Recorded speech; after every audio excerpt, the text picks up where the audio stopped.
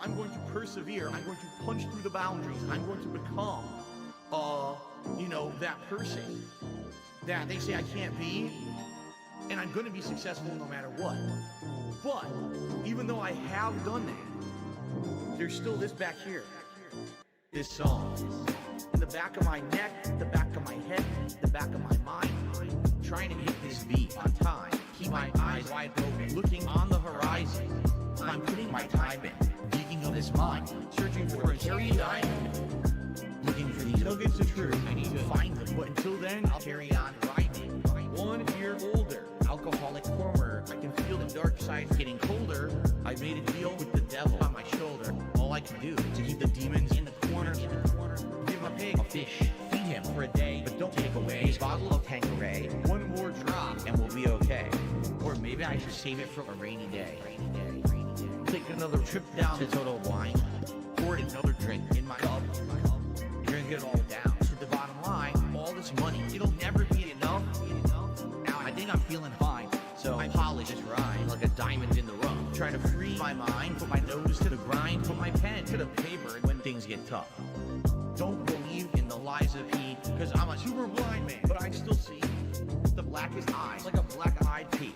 Words crystallize as I'm flowing on the beat. Look into the water at my reflection. 5'12" with a mayonnaise complexion. Drink some whale tail from my depression. Captain Ahab on a ship with no direction. I am a man sitting on an island alone with 2 gin bottles and a microphone. Writing my message on a scroll and throw it into the Dead Sea like a skipping stone. Spinning in this vortex unknown.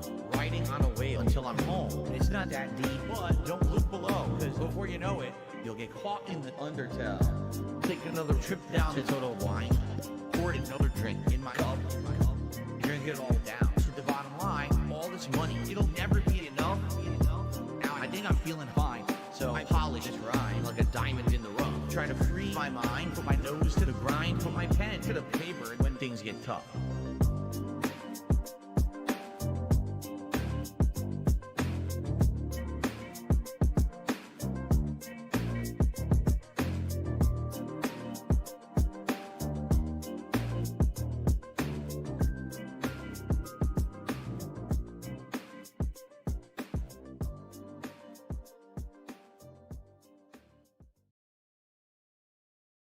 Thank you for calling YouTube customer support. Your call is important to us. Please stay on the line with all the other lame brain dummies who don't matter.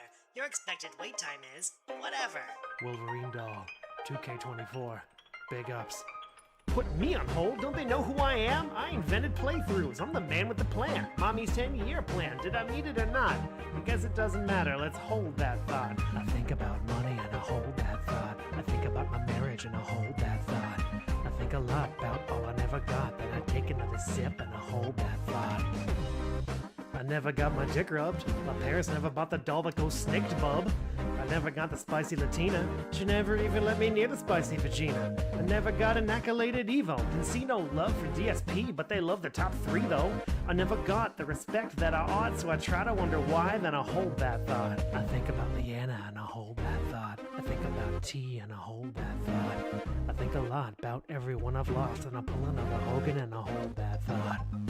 I lost my buddies Rambo and Howard. I threw out my fucking back, now I gotta use a stool in the shower. I lost my money, my nerve and my power. They were gonna throw hands, I just pulled mine back like a coward. I lost my understanding of the how or the why of the bad decisions that I made that got me lost like a tire. I lost my fire, the passion I brought. So I wonder what's left, then I hold that thought. Why am I this way? Why am I this way? A scam and a play while time flies away. Why am I this way? Why am I this way? I pray I will climb to level 2, just not today. Okay. Tips. Give me that. I'm going crazy like CeeLo from getting overlooked like my Lil Man Skilo. I need Hogan's, I gotta pull a kilo. My PJs are a chronicle of every time I ate a Dorito. The haters all compel that thought, and hell I fucking wish I could dispel that thought. I dress like I do cause of low tier God. He said I wasn't sexy and I held that thought. I think about the past and I hold that thought. I think about the future and I hold that thought. I pour another gin, take a cold fat shot, then I go downstairs and I hold that thought. I wish it was a little less dopey, a little less copey. I wish it didn't give it otoscopely. I wish it had a little more hope that I won't die broke and alone, not a note from the homies. I wish the whole world hadn't seen it. I wish I just dreamed it, even if they didn't see my penis. I got troubled thoughts, I get lost in the sauce, all because, like my sauce, I need a little more sweetness. I wish it was a little bit smarter. I wish it was a charmer instead of just a snorter and a farter. I wish that my emotions had armor. It's hard when they charge me with fraud or escape from a farmer. I wish I could control how my name is displayed in the pages so nobody could say I'm an anus. I may go insane from the hate and the pain. It's a shame that my brain's as fucked up as my fate is. I hold that thought. I think about death and I hold that thought. Your thoughts stay with you. Your friends do not. That's alright. I'll just... Hi, thank you for holding. I understand you're experiencing some problems with your YouTube channel. Hello? I'm sorry, is this PP Burnell? Burnell? Burnell? Burnell?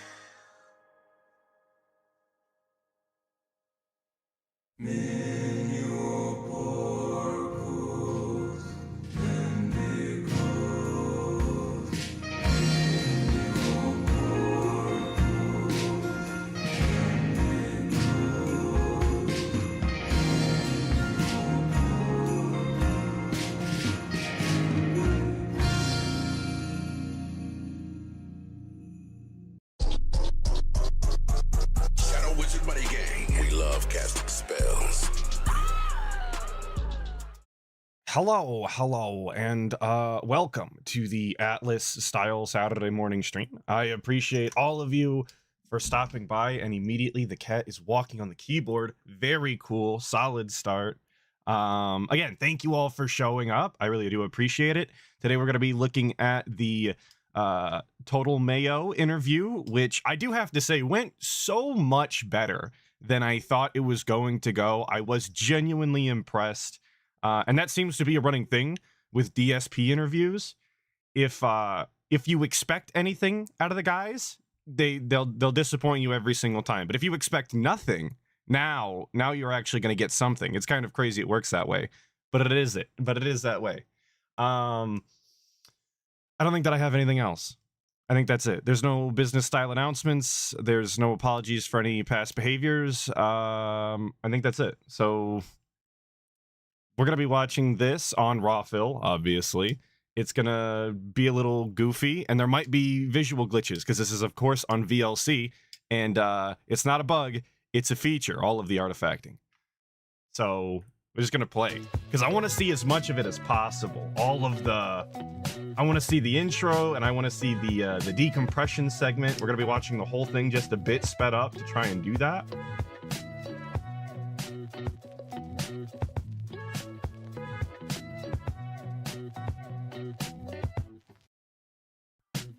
And I'm capturing that. There he is. On when it's your All right, there it is. Here we go. Choppy. I don't know why. This was a detractor All right, let's interview. start Maybe one day recording we'll briefly really here. get one. We're gonna, like I said, we're gonna hang out for like 20 minutes or so. Try to get any technical difficulties worked out before we start, and then we're gonna start. Okay. All right, That's hello fucking everyone. Welcome to a terrible. special edition of the Oh my Level 1 God. podcast. Today is Thursday, the 26th of September, 2024. I am coming to you live through Discord. Yes, through Discord. Wow. I am I'm not coming actually through Discord, recording you this guys. You on won't my believe local it. Capture PC.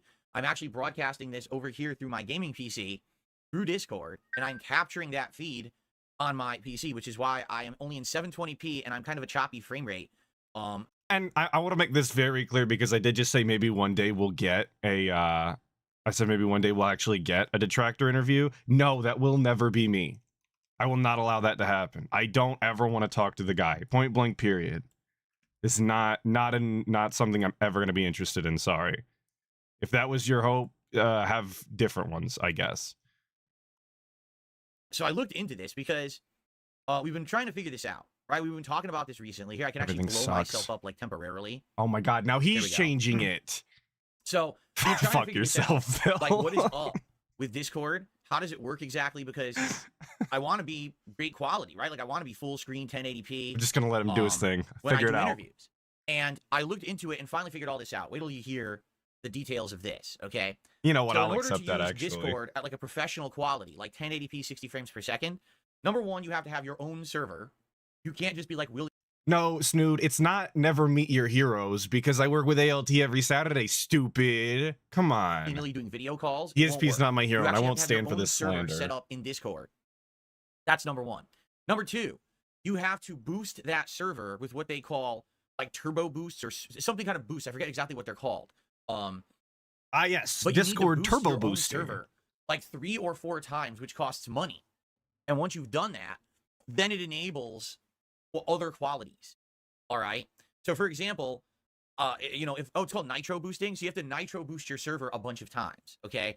Once you nitro burst, I can't even say it. Nitro boost. It sounds so silly. It sounds like a kid's thing, but it's That's like the supposed to be, sequel like, to the May professional for 1st business. It's like burst, is the Nitro boosting. burst. It sounds like blast processing for the Genesis. Coming to a city near you. But what happens is after you nitro boost your server several times, I think it's like 3 or 4 times, then you enable new features such as 1080p and 60 frames per second video. Okay, so any Discord shills out there, I'm calling you out. I need information.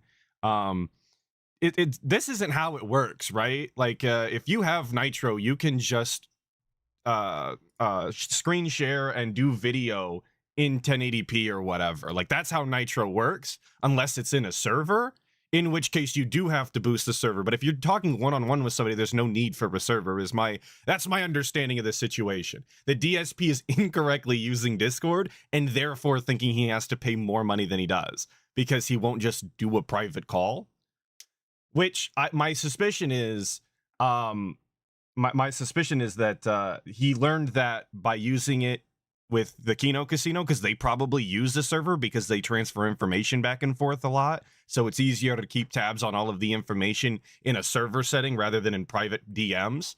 But because that's the only time he's ever really used it and was introduced to it, he thinks that's the way it needs to be done. But that's just my suspicions. I think he's just dented.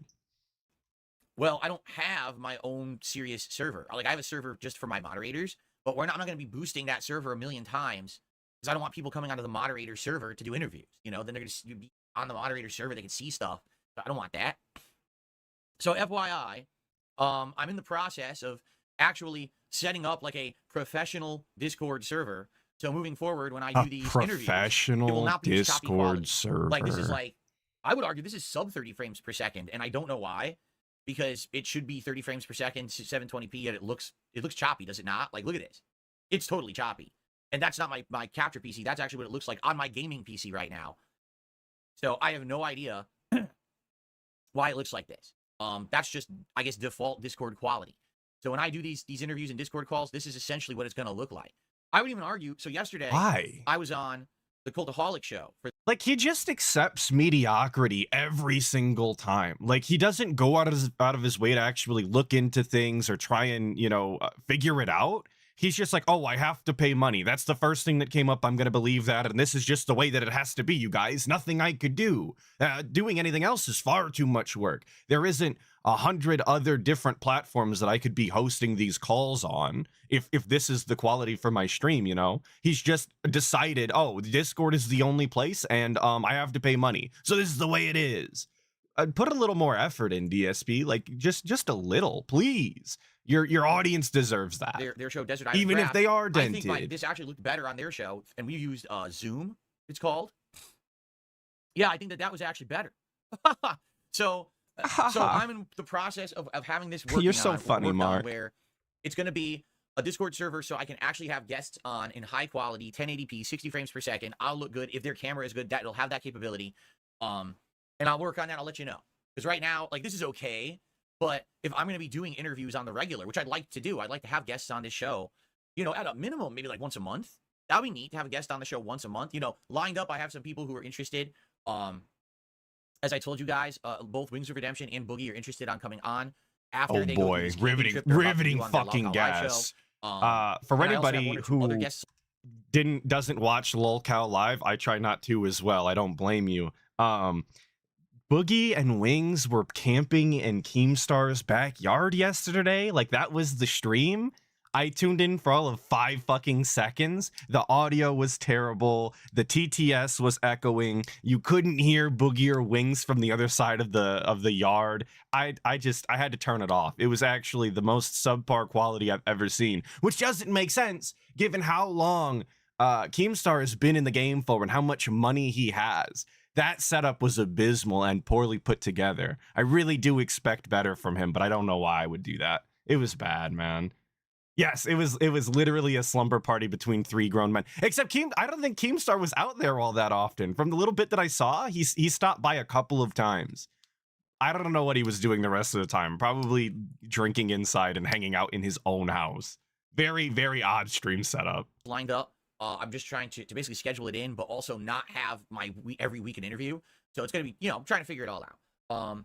But yeah, since those are coming up, obviously I want to have good quality. I am disappointed that it kind of looks like this. It looks kind of choppy, right? So I'm also disappointed it looks like this DSP. But anyway, does it look good? Is it okay for you guys? It looks good. It sounds all right. Because what's going to happen is when Tolomeo comes on, I'm going to adjust the video to fit the frame. See, I just blew this up. I stretched it out. I'm going to try to make it so that we're both in frame. But he's going to adjust the frame again. He's not a video streamer. I forgot he did this. Just his voice. So it'll be me and then kind of like a, his like thumbnail or whatever that'll be on the screen, which is fine.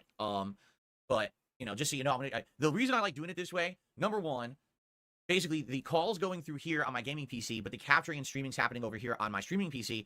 It's not like overloading. When I was trying to do stuff with the Kino Casino guys, it was overloading, and basically we were having all these problems where it was chopping up and freezing up. It shouldn't do that now because now it's 2 separate systems. It's the same thing that I do when I play games now. My gaming PC runs the game. My capture PC captures and streams. It's not doing it all on one. Why do we have to okay, real talk, why do we have to do this every fucking time we do one of these interviews, bro? Can we not repeat the same information every single day? Can we just expect that our audience understands the daily goings on of a DSP stream? You're not getting new viewers, especially not now. Your views are falling off drastically, both of them. There's nobody new. You don't have to explain this. They were here for the last one, I would imagine. What are we doing? Wasting time. That's what we're doing. Smoother. So the guy wasn't ready, I guess. This will work out long term. This will be and even by better, the guy, I mean Tolomeo. Let me test something. Okay, good. I disabled the gesture controls on my camera. Yesterday, I was on the show, the Cultaholic show. I didn't disable the gesture controls because I just installed the camera on the gaming PC, but I hadn't tested it. And I'm on the show talking to the guy, and I talk with my hands. And as I'm doing this, the camera is enabling and starting to move around. I was like, oh shit! Now I'm in the middle of this interview. This is happening. How am I gonna fix this? And I really couldn't. I just basically stopped like moving my hands around, so it wouldn't be like a disaster. So anyway, what we're gonna have an interview here with Tolomeo in a second. It's gonna last probably about an hour, maybe an hour and a half. It really depends on how the conversation goes. What kind of topics we get into. This is a very casual interview. Oh, by the way, hold on 1 second. I gotta close my curtain. It's a very casual interview. PC. That's not good. As opposed to the competitive interviews, of course. Me personally, I'm a high-ranked interviewer. I interview competitively all the time. You'll catch me at all of the league events. I'm constantly practicing my interviews, of course. And you have to when you interview at such a high level like I do. It's good to see people in the casual space, though. Of course, just having fun doing interviews, laid back, chill style. I keep my eyes on that because again, this is my new setup. I have new curtains in my office. I'm trying to get everything like working, and so basically. Yo, real quick before we start, because DSP's on some bullshit. Speaking of competitive, I'm gonna rant about this for 1 second, just for 1 second. I fucking installed Call of Duty the other day. I fucking got Game Pass against my own wishes because I wanted to play Call of Duty for 1 or 2 months maximum, and that's the cheapest way to do it. And between Saturday night when I started and Tuesday, I was fucking banned for being too good. I'm pissed. Activision sucks. Huge Call of Duty L. At no point did I cheat, and everybody's a salty bitch.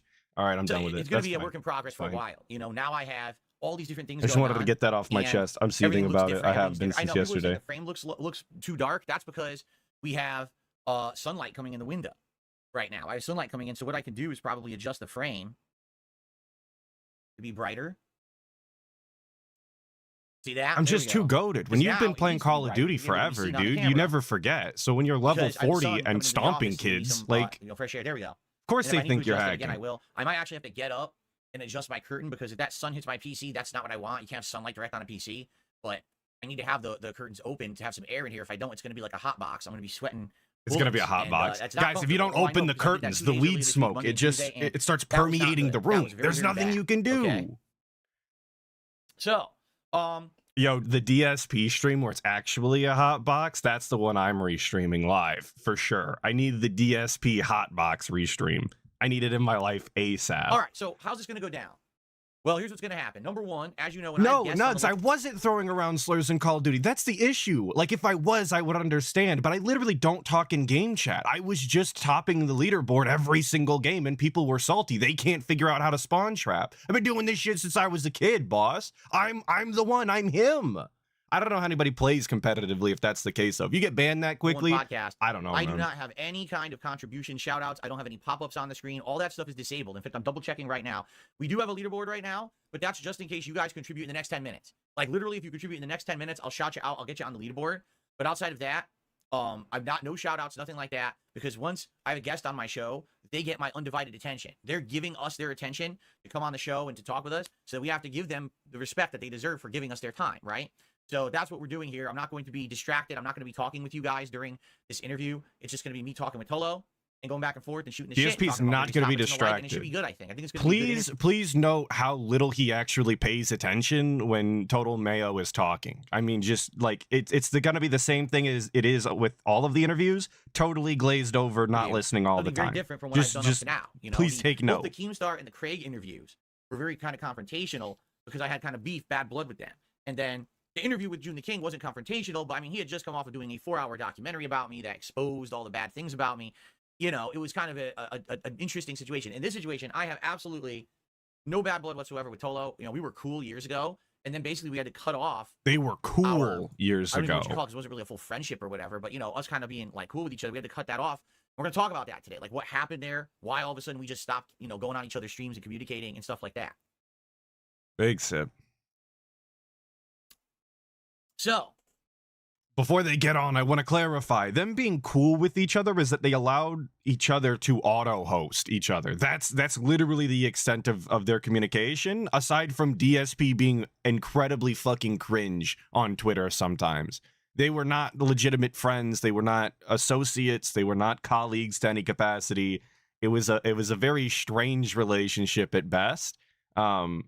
I couldn't even qualify them as cool, in all honesty, but that's fine, I guess. It should be fun. If you're not making fun of DSP, us, you know, I guess you're cool with years him. ago. But I want to talk to him about gaming in general, what his philosophy is as a streamer, how he chooses the games that he plays, and because he plays a ton of indie games and stuff. And I'm always fascinated, like, how does he find out about these games, and how does he choose which ones he wants to play? How does he find that ones are more successful? Does he play a game only once sometimes and drop it, or does he, like, always go back, you know? I'm curious. This is something that I want to branch out and start to do more of, because I have a gaming PC now that can play all this stuff. I never had that before, so I'm now becoming like a realm of the PC gamer, and I could probably get some good advice from this guy. To be honest, he actually I want to see if I can fix this. It's going to look goofy as hell. Or just by watching him stream, I learned a lot about being an interactive streamer 7 years ago. So we're going to talk about that kind of stuff. I think that'll be a neat conversation. So anyway, this is going to be a fun interview. Like I said, about an hour and a half tops, because I told him that'll be the longest we would go. But, you know, at least an hour, and we'll see how it goes. You know, read the room, how the conversation's going. There will not be shout-outs or interaction with you guys during that time, but once the interview's over, then we'll probably do a brief decompression, maybe like 20, 30 minutes, just to talk about how it went and what you guys thought, and shout-outs, because I think that looks much better. This is worth it. My business today. You know, even though it's an interview, it's still my regular stream, as if I was doing a regular podcast or whatever. So please support it if you like it. If you like this content, you like the fact that I'm branching out, I'm doing different things. It's not just me sitting here talking to you every day. We're having guests on now. Please support the content. I promise you, I will shout out all of the contributions that come in after the interview is over. And then we'll get the leaderboards updated and all of that. If you didn't notice, please support the stream, guys. I have to pay my bills. My WWE Champions bill, my second WWE Champions bill. But I reduced it to 150. We're not going to do the 200. People were basically like, yeah, it's a little bit too much to ask. And I was like, you know, I'm okay right now. I'm in a good position where I have some flexibility because I had a really good month. I'm not desperate to have all tips every stream. It's not a big deal. We can break out this kind of goal between super chats and tips. That's fine. Let's just do that. So Think There you go. about how So, much you could ju- money this guy made over the past month or so, and he still thinks that like he's still justifying, guys, I need the tips immediately. I need all of the money directly into my bank account as fast as possible. I cannot wait till next month to get my YouTube check. Meanwhile, he just received a multi-$1,000 YouTube check from last month when he was doing all of the casino stuff, when he was getting multiple streams of hitting multiple hundreds of dollars back to back. But we're still justified, guys, I need the money immediately. It has to go into my bank account, right? That's fucking crazy, man. This guy's grip on reality is non-existent at this point. If he thinks that this is a justifiable thing to do, I'll never not be shocked by that. Today, I will shout you He out. has I no have to idea shout how to out in a fucking second. budget, I'll update the leaderboard, apparently. but it's all going to come after Tolo is on. In fact, as soon as we do shout outs here, I'm just going to do this. And then we're just going to do the show like this. And then after Tolo's gone, then we'll do our little decompression. I'll do shout outs for those who contributed and do that. Okay. Big ear pick and a white. And go from there. You guys And are a late. People are coming wipe. late and asking, why does the camera look like this? I literally just explained. This is through Discord. This is not me doing direct to my capture PC. This is going through Discord now, and that's why it looks like this. But I'm working on getting a server set up where I can boost this server and do 1080p 60 frames per second. I can't do that right now with Discord. He's we have to actually have a whole, working private server. Working on getting a Discord server set up. You can make one right now. You literally just hit the create server button. That's it. Created and set up to do it. Okay. Cool. Yeah, Discord is a so anyway, detractor. Has so been after since the Tolo beginning, interview, dude. After the decompression, then we're gonna play Metaphor all day long. Metaphor is it Refantasio, I think. Actually has a awesome demo that came out. 5 hours. It's a 5-hour long gameplay demo. How See, crazy Brian, is that? you point That's out a his wild leg to is see the demo going that long. 1,000, but And so it's were basically the mine. first I've 5 also hours of got game, and once the you're through it, restless it leg saves your style. progress, and that carries over into the main game when you play it. So this is the perfect opportunity for us An admission to on try out my the game. behalf. to see if it's any good, right? And if we like it, to decide if I'm going to play it in October or not. Because this is a big question mark right now: is should I play Metaphor or not? And this will be a great opportunity all day for us to try it out and see what we want to do with the game, if it should be in the schedule or not. Okay. I just got asked, so I'm definitely not playing Zelda right now. I can't play anything. I'm still in the No, middle I of the don't game. have any still moves to finish jiggle when I Astrobot. restless I still have leg, to finish so the casting of Frank Stone. I have to beat those games before I take on any other games. And by the way, I know we haven't talked about this yet. Next week is a very short streaming week for me. Get this. I'm only here Saturday, Sunday, Monday, Tuesday, and then Wednesday's my next day off. Again, this is my wife's work schedule being so weird and all over the place. We have well, to do she it that works way because we have retail, appointments Phil. lined It's up to for be Wednesday. expected. So I have a short streaming week. My goal in this 4-day streaming week will be to wrap up both Astrobot and the casting of Frank Stone. I hope we can beat them both.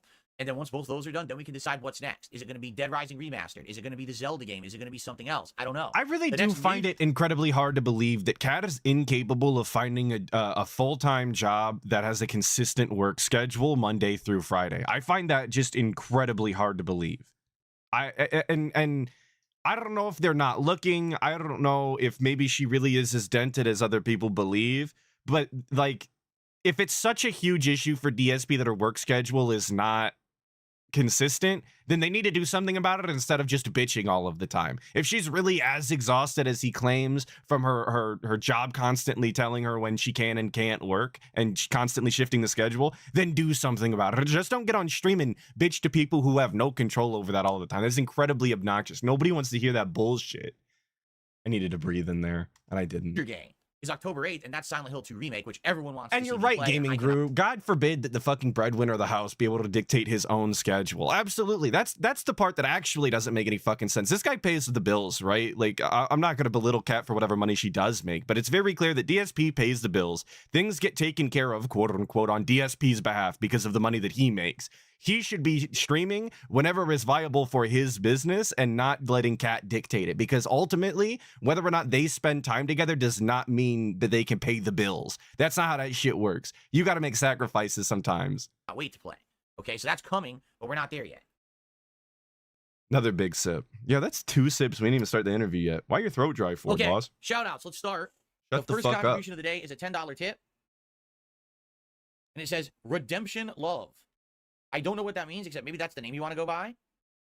There you go. All right, thank you for a $10 tip, Redemption Love. Is you up on the leaderboard? Oh, that's right. I'm not playing animations. It wouldn't work anyway. I have them disabled. I was like, wait a minute. I was going to play the animation, but there is none. So, guys, if you are enjoying the content today, if you like the fact that I'm branching out, If you guys like the doing fact different that I'm kinds of doing content, I'm having content, guests on the show. please from all Give over the me internet. money. Please support the channel today by liking the stream. Bro, that All right, that's number 1. Liking the bags. stream will help a lot during the interview. And please support in some way. Super chats, super stickers, memberships, gifted memberships, or tips are all greatly appreciated. There will not be pop-ups while I'm talking to Tolo, but they will resume after the fact, and we'll do We're shout-outs after actually that and all of looping. that, You guys okay? are right. We had a beg good? at Do we have 23 any minutes. final We now have a questions or beg at anything before 29. I do the final setup and we get Tolo on. The here? only thing we talked Does about anyone have between any the questions begs or was the anything, any schedule. concerns? Or are we good to go? And it's going to be tricky. I'm going to have to keep an eye on the sun to make sure that it doesn't hit the PC. Right now, the sun is moving because it's the afternoon. So when the sun starts to hit the PC, I have to totally move my curtains around here. Oh my fucking gonna be god, silly. bro. In fact, hold on a second. Hold on. This is the dumbest fucking thing I've ever heard. I have to keep an eye on the sun because when the sun shifts, I'm gonna have to get up and move the curtains. I can't let it touch my PC. Oh my god. This is actual regard behavior. I did not catch that on my first viewing.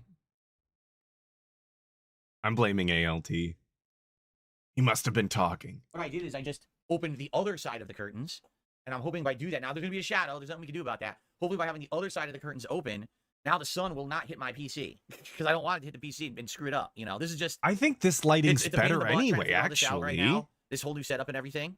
I almost like the And by shadow way, effect. I'm well aware, guys. I'm now way behind on game news. It just so happens that the 2 days that I can't do a regular podcast, there's been an insane overloading of game news. We got Big all ups, the things John that happened Bono. at the Thanks for Sony stopping State of by. Play. Today's Tokyo Game Show, and all this news is coming out, and I don't have time to cover it because I'm not doing a regular podcast. So when I come back on Saturday, we will be doing all regular game news. So the whole podcast on Saturday will likely be me maybe watching, game trailers. That'd be cool. Watching game trailers, reacting to game trailers, that kind of stuff. That's going to be like my whole Saturday. Because I remember I'm not here tomorrow. Tomorrow's my day off. I've been streaming for 8 straight days. Okay? All right. Are we good to go? I think we're good. And what I will do here, I'm just going to turn the camera off. For anybody who's interested, today DSP is going to be reacting to game news. Thank you guys for watching. Oh, yeah. Snood, have fun with that. Like I said, I would. That way we're not distracted. Oh, thank you, John Bono, for joining the 60 Skulls. I really appreciate it. Set up here. I'm working on Discord. And Yo, Sister Anime, first time on the stream. Let's go. Get Tolo on here. Thank you so much. All right, so thank you guys for chilling for a little bit while I got set up. Let's end this video and let's get Tolo on here. Cool. All right. Let's end this video. This. We ended the pre-interview, or we had a pre-interview video going. Why would you record that? It should have all been like the unrecorded beg style. Do this here. The content should have started with the interview for the day. Inslet. I remember correctly. Shoot. Okay, hold on. In all honesty, this bit should not exist. That's how I do it. Okay. Like you'll notice. I'll be right back, and then we'll begin. You'll notice when detractors work together that they're like already in the call and have things set up before the stream starts, and that everything just kind of goes when the stream time is. Everybody's there, everything's clocked in. There's no, I'm not going to say there's no technical issues because there usually is. But the idea of getting on the stream beforehand to talk to the chat and then set up an interview live is fucking wild. Talk about a fucking bass-ackwards process. What up, Movie Sign? Thanks for stopping by, brother. Lolcow Live is the same way? Are they? Okay. I really think I've ever seen Lolcow Live from the beginning. All right. Let me get him on here. And hold on, because I have to invite him, but then I immediately have to jump over with my microphone here. My setup's very weird. But it will get better in time. Let me now make this normal size. It's on the screen. Hopefully this looks good. We're about to find out. All right, let's see what happens here. And the microphone is on. Okay. Which microphone, though? though? See if this works. That's important information. I need to know which microphone's on, because there's 2 of them now. It's like that Phantom Menace meme. There are 2 of them? Hello? Hello? Can you hear me? Yes, but you are very low. So hold on one second. Let's do some adjustments here. And likely I have to adjust your volume level in my setup. So let's see. Here we go. User volume. All the way up. Let's see how that sounds now. Hello, sir. How about now? That is much, much, much better. Excellent. Awesome. All right. Let's just get it actually looking centered here. Oops, on my stream, because I am tiny on the stream. And I don't think there's a way to have us both look equal because you don't have a camera, so I think they do one or the other. If I click on it, oh wait, well it's gonna say just no signal, so I guess I should just go full screen with me. Okay. All right, it's the Think we're good to DSP go. show. Everyone can hear us, by the way, but we haven't really begun yet. Alrighty. Yeah, I love the two Trying to mic figure out how to do setup. this He thing looks like he's at like better. a So, shitty again, press thank conference you or so much for something that coming nobody on, man. I cared really about. So there's appreciate only two Yeah, microphones thanks for instead of like having me. Sorry 9. if there's any yodeling dogs in the background. They get feisty during the daytime. So Well, your dogs are awesome, man. I remember seeing your dogs all the time on stream. So cute. I love no, that. they're not. They're motherfuckers, dude. Don't ever get dogs. There's too many of them. Live in a fucking zoo. All right. So for the record, we're now live, and I'm going to start recording, and we will begin. Awesome. All right, everyone. Thank you for joining us on a special edition of the Level 1 Podcast. Dent conference is good. today I I like have that. I guests. should have said that It is instead. the Pretend I internet said Dent streamer, conference. gamer, and Twitch content creator, Tolomeo. Is it Tolomeo or Tolomeo? I always forget how to pronounce it. It's Tolomeo. Tolomeo. My Discord's been laughing at Tolomeo. you because It you rolls. mispronounce it every time. I do. You're absolutely right. I'm a buffoon. Tolomeo. And Yeah. what does that mean? Because I was trying to like find maybe like a thumbnail from your channel to put up during this, and I searched for it on Google, and all I could get was a bunch of lamps. I was like, what the hell is this? Just a knockoff Yo, brand Pixar lamp. I did the same thing. I was trying to come up with a fucking thumbnail and I looked up his stupid name and it was a bunch of lamps. I'm like, this is not helpful. This sucks, dude. Why would you name yourself after a lamp? I'm dented too, I From a guess. video game on the original Xbox. It was a Met game called Phantom Crash, and there was a robot called the Tolomeo. I'm not very creative, so not an exciting story whatsoever. Cool. Well, first of all, thank you so much for coming on the show. I appreciate it. Your time is valuable, and I've told my audience when I have guests on the show, there's no pop-ups on my channel. I'm not going to be doing shout-outs. I'm not going to be, taking Why does he questions. give It's a just gonna be fuck? the two of us talking.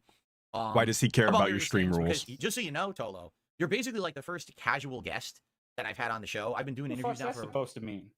What I mean is we don't have like any like set agenda. We don't have bad blood. You know what I mean? Like we're just here to kind of chill and talk. I mean, yeah, we have a little bit of a history that I'd like to touch upon Mhm. from years ago. But outside of that, we're just two guys who love games, who stream and have a good time. We're with just it. two And I guys think who love this is each gonna be a other. more casual conversation, You know. than the other interviews that I've done up to now. So it's like again a casual conversation as opposed to a competitive one. What does it say about DSP though that he's had 3 different guests on, and this is the first one that's casual style. All of the other ones were blood feuds from way back in the day. Like, what does that say about your character and the way that people perceive you on the internet? That you have actual blood feuds with other content creators that way. Just like you would think that would be a red flag style where you would stop and think about yourself, but obviously DSP's not very good at that. Okay. Yeah, I don't know, filthy I thought you were calling casual me in interview. terms of like Dark Souls. I was about to start fighting, dude. This motherfucker. No, dude, you are. Well, Hell first of all, joke, Mayo. Come on.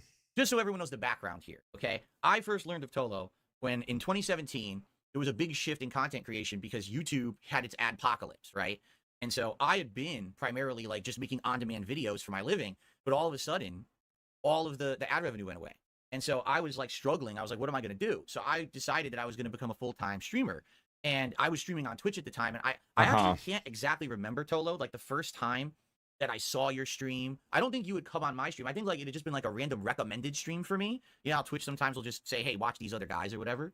I mean, I remember exactly what happened if you want me to tell it. Yeah, go for it. Let's 'cause I go. remember the Let's original go. story. And it was at this point live I realized that DSP had picked the wrong guy, right? Not that he's gonna absolutely slam his ass over the coals or whatever. That's not gonna be the case. Don't get your hopes that high if you haven't seen this. But the fact that he brought on somebody that can actually remember something, I knew DSP was in for it, because DSP supposedly cannot remember a goddamn thing. Back then, 2017, I was the worst kind of virgin. I The still am, but I retconning was won't back work then, too. here, I only boss. played Dark We Souls are allowed to every fucking day. remember. And you know DSP, you know This Is How You Don't Play Dark Souls 2. I Right. knew about you because I would watch This Is How You Don't Play. And I thought you getting fucked up in Dark Souls 2 was the funniest shit ever. Now, in a different time, you would consider me a detractor for that. But I found those videos hilarious. It had never crossed the threshold from like actually having a personal disdain towards you. I Right. watched the shit out of those. My Right. 2 favorite streamers at the time were you and Man vs. Game, primarily for the same reason. I don't know if you know who that is. No, I'm not familiar with that person. He streamed like 1,000,000 hours, and he took speed to stream like 30 hours, which I think you should do. It would be funny. I want to see Base. that. Base. I'd probably And- die. But I think you'd be fine. But anyways, so I had auto host on. and I'm he's sorry if so I'm- awkward too. Like this guy just made a joke about how you should take drugs so that you can stream longer. It's kind of a funny premise if that's your style. And DSP that just he's got no riz, brother. He doesn't have any back and forth with this guy. It's very obvious DSP doesn't know how to back and I'd forth. go on forever. That's what happens when you don't talk to I want to people. hear. I don't remember this at all, so I'll go for it, man. So you were a joke in Dark Souls, straight up. Like everyone laughed at your. He's ability entered to play those bobblehead games. mode. I'm not Fair going to sugarcoat it. It was funny. I can say I didn't have any personal grudge against you, but a lot of people did, and so I hosted only 2 people with auto host. I didn't actively send all of my people there, but after my stream ended, I had 2 people on auto host. You and a woman named Velvet7. Do you know who that is? No, I don't. I like that I think you sometimes really you like can it. hear him coming think you through the would. fucking She's- TV I'll leave it too. at that. That's awesome. But Okay. it was kind of a joke. And then one day I was streaming and it's like Dark Side Phil is auto hosting you. And I'm like, oh shit. Okay, well, I didn't really expect that sort of reaction. Then you came into my chat and you started talking, and I didn't know what to do. Mhm, mhm. You know, I made fun of you regularly. My favorite was the From Software. That's one of my favorites from you. And it was weird because you came in and you were polite, you were cordial, you were nice, and it's a side that I hadn't seen when you were playing like Castlevania Lords of Shadow, like throwing controllers against the wall. It was humanizing, right? Right. So it was strange. And I told you straight up, the first thing I said to you, Again, though, what does it say about DSP that when he's out in the wild and he's actually behaving himself in somebody else's chat, that they legitimately are bewildered and thrown off by that? The idea that DSP could be a normal person and not scream and rage and call people out all of the time, being a foreign concept to them, should be worrying on his behalf. But apparently not. Do I know who Velvet7 is? Because he did just mention Velvet7. It's a big, beautiful woman style, ain't it? And that's why he said, I think that you'd be a fan. That is what he said. Yeah. DSP, of course, also not knowing who Velvet7 is, didn't get the joke and totally missed that jab, which I'm glad that he did. But I am interested to see what he would have said if he did know. when I fully expected you to just leave after I said it, is I watch This Is How You Don't Play. I She's think it's not a funny, like I hosted BBW. you, and Is she just a I didn't a want you to get BW? any misunderstandings as to what was going on, right? Right. And then you'd come into chat and you got along pretty well. It was weird because I would say things like, DSP, you should let me coach you into doing a Bloodborne level 4 run. It would be funny. And you would always swerve me every time. You never committed. All right, But I'm you would be going in to look chat, personally. joking all the time. And it was just strange. I don't know. That's how it started from my perspective. Gotcha. I didn't remember that at all. I Holy remember all shit. the auto hosting stuff that happened on Twitch, but I didn't remember, exactly how it went Okay, down. she's not a And exactly what BBW. you're She's saying just got is basically what's been happening recently. she's to got me, Yonkers. in the last couple of months is that people always hear She's an or Asian see the style worst with of me Yonkers. That is from most either definitely This Is what's How You up, Don't Play, dudes. or now I hate to say it's my detractors now are just absolutely ridiculous. They're A-loggers. They literally just sit there and make They're the A-loggers. worst compilations that aren't even true. They're completely out of context. They just do whatever they can to make me look like an asshole. Okay. Sometimes Oh, you okay. gotta stop. There are some of them that are like me. All right, like hang you, on, consider no, me- because I want to see this part, but I'm also going to pull up Velvet7 for everyone. I realized it was rude of me not to show. This is like the show and tell style.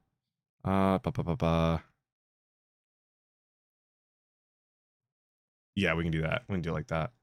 So as you can see, she's got some yitty, So she's a pretty lady, obviously. There you go. a detractor in a certain sense because I watch those videos. Maybe not now. but No, they're- not anymore. See, you're absolutely right. This is what's happened is in This the last is what 7 happened. years, dude, I have mellowed out.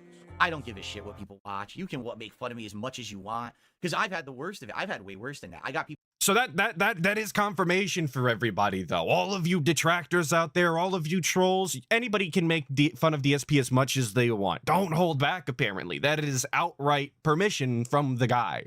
Something that he's done before and wanted to retract. So I guess, tread lightly. But this is permission. now who are stalking my family He's members. I've chilled got out people who now, are, dude. doing crazy shit that you should never do to anyone who's a content creator. And it's like, why would I care if you watched a video that made fun of how bad I am at Dark Souls? I think it's funny. I've actually reacted to some of This Is How You Don't Plays myself and laughed my ass off because they are funny, So I don't think you're a detractor at all because you watch that stuff. The vast majority of people who come and watch me now are people who have seen negative stuff about me and they want to come see the raw content, and then they realize, hey, just like you found out, Phil's actually kind of a chill guy. He's not really, over the top angry all the time. Well, sometimes, exactly. Not when you play fighting games. You're not very chill when you play fighting games. I'm gonna keep doing this again though. Like, what does it say about DSP and his content that he's actively relying on detractor content to draw people to his raw content and hopefully switch teams? Like, he just has no hope that genuine, authentic, real viewers are gonna come to his channel naturally. He's literally dependent on trolls bringing them to him. Think about your situation a little bit more, man. That's not where you should want to be. You shouldn't want that to be the case. You shouldn't be okay with that. Reassess what you do. I know. When I play That's like fighting the last games, vestige of that. We're gonna old get age. Yiddies off the screen. That- You yeah, need to look at you the know what? chat. That's part of the reason why I do keep it in the rotation, because a lot of people like to see the old Phil come out, and that's really when it comes out. Outside of that, much other stuff, I've really chilled out over the years. Oh, so chill, you guys. All right, so that's great. And what I think we should do, we could transition Moving to on. kind of The forced talking move on. about our history a little bit. How we started to kind of talk to each other, hang out on each other's streams, and when it ended up happening eventually, because like most things, over the years, people spin the story or they come from a different perspective, and I just kind of wanted to have the conversation with you to clear the air about what had happened back in, I think it was like 2017. I can't remember if even we had continued to have interactions in 2018. It was around there. Yeah. So from my perspective, I thought you were a really cool guy, right? Like, Can I I started interrupt watching. you really quickly? Yes, please. Oh, what's that? Okay, go ahead.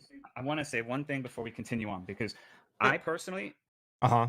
I think that you paint the detractors with too broad of a brush. They're absolutely Let's go. the fucking weirdos, for sure. 100%. I mean, both times I've interacted with you, some of them came into my chat last night, and initially there was a little bit of acrimony, but there you talk to them, and it's mostly fine. I think a big problem for you is that you never leaned into the criticism. The more you pushed against them, the worse and worse they became. And I'm personally of the opinion that if you had just learned to laugh at yourself a little earlier on, then it would never have gotten this bad, in my opinion. My Absolutely. unsolicited opinion towards you. But And this is the exact advice that he received just the other day during the suggestion box, a video I'm currently working on and is most of the way done.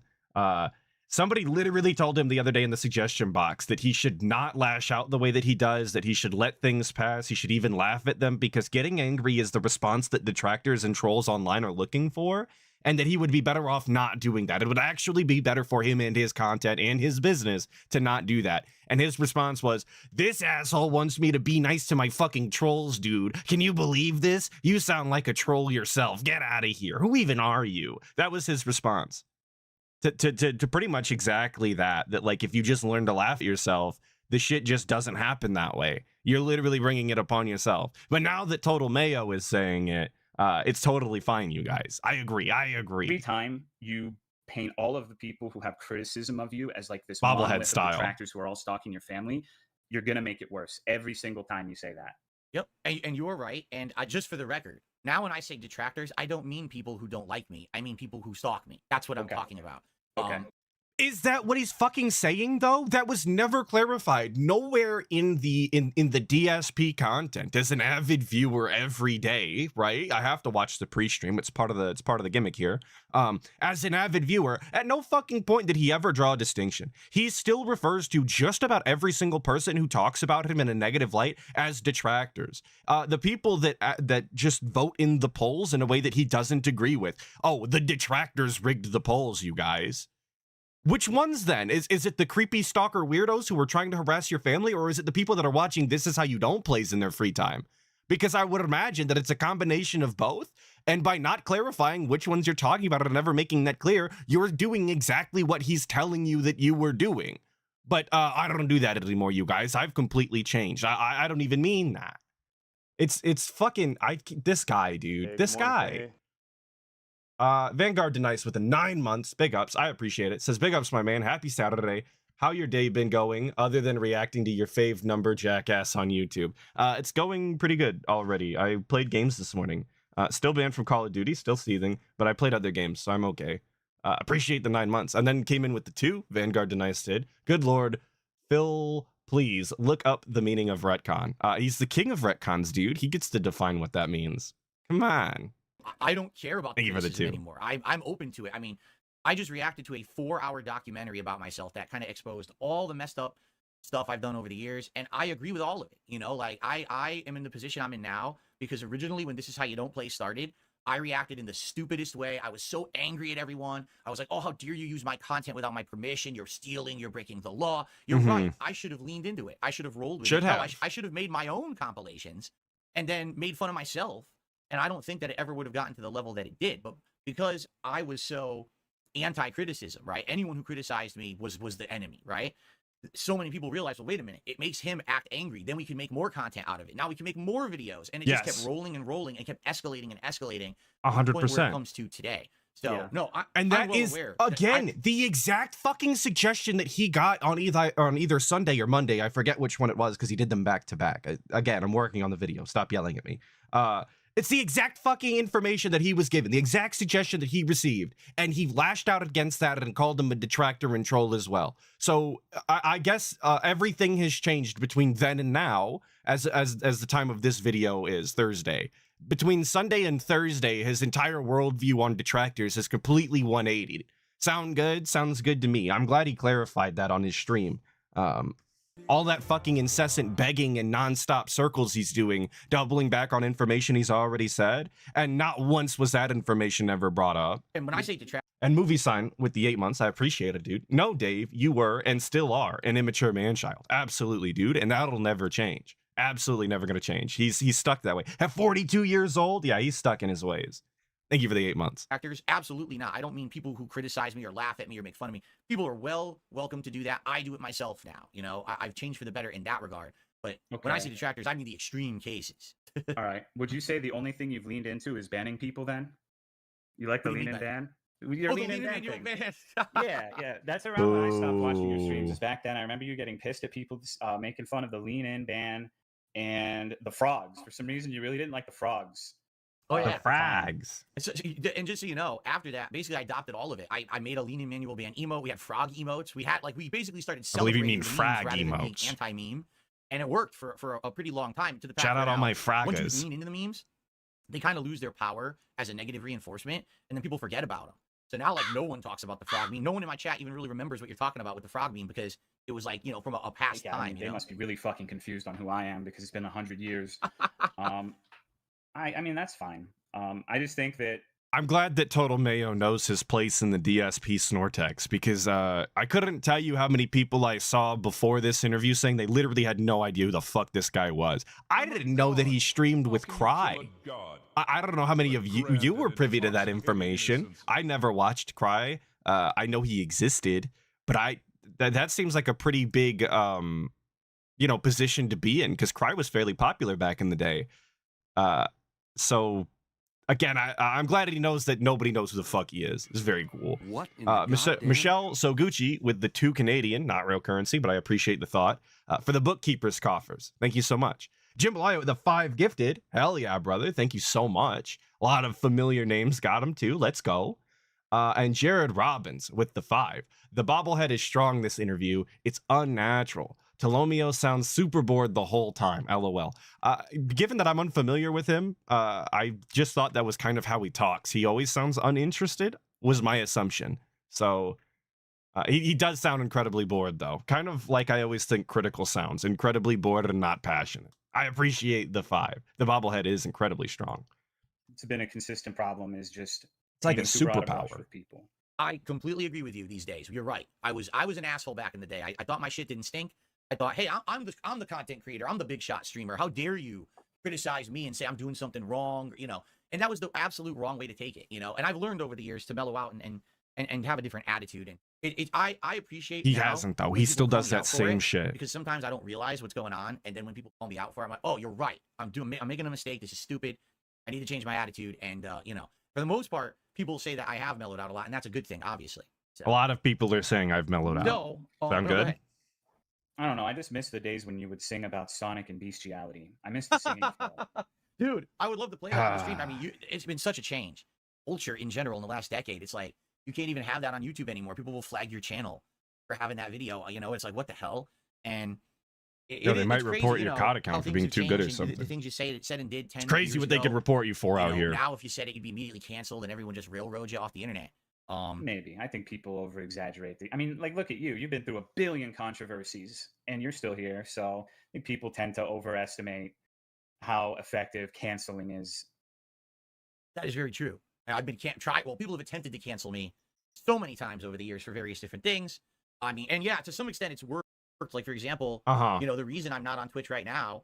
All right, before we get into that, you have to have an audience in order to be cancelable. Like, DSP has pretty much already been, blackballed or canceled or whatever you want to call it. Like, people already have a negative stigma attached to DSP. People already view him in a negative light right from jump, just because he's incredibly obnoxious if they don't know anything about him. But anybody who does know about him automatically knows he's the guy that beat off on the internet. He's the e-beggar, right? He's the guy who's constantly belittling his own chat and lashing out at them. They know this. The only people that still stick around are people who don't care. And that's why it really doesn't matter what DSP does, because regardless of what he does, his core dents are still going to be there because they've always been there. They're never going to go anywhere. This is their guy. This is their ride or die for some reason.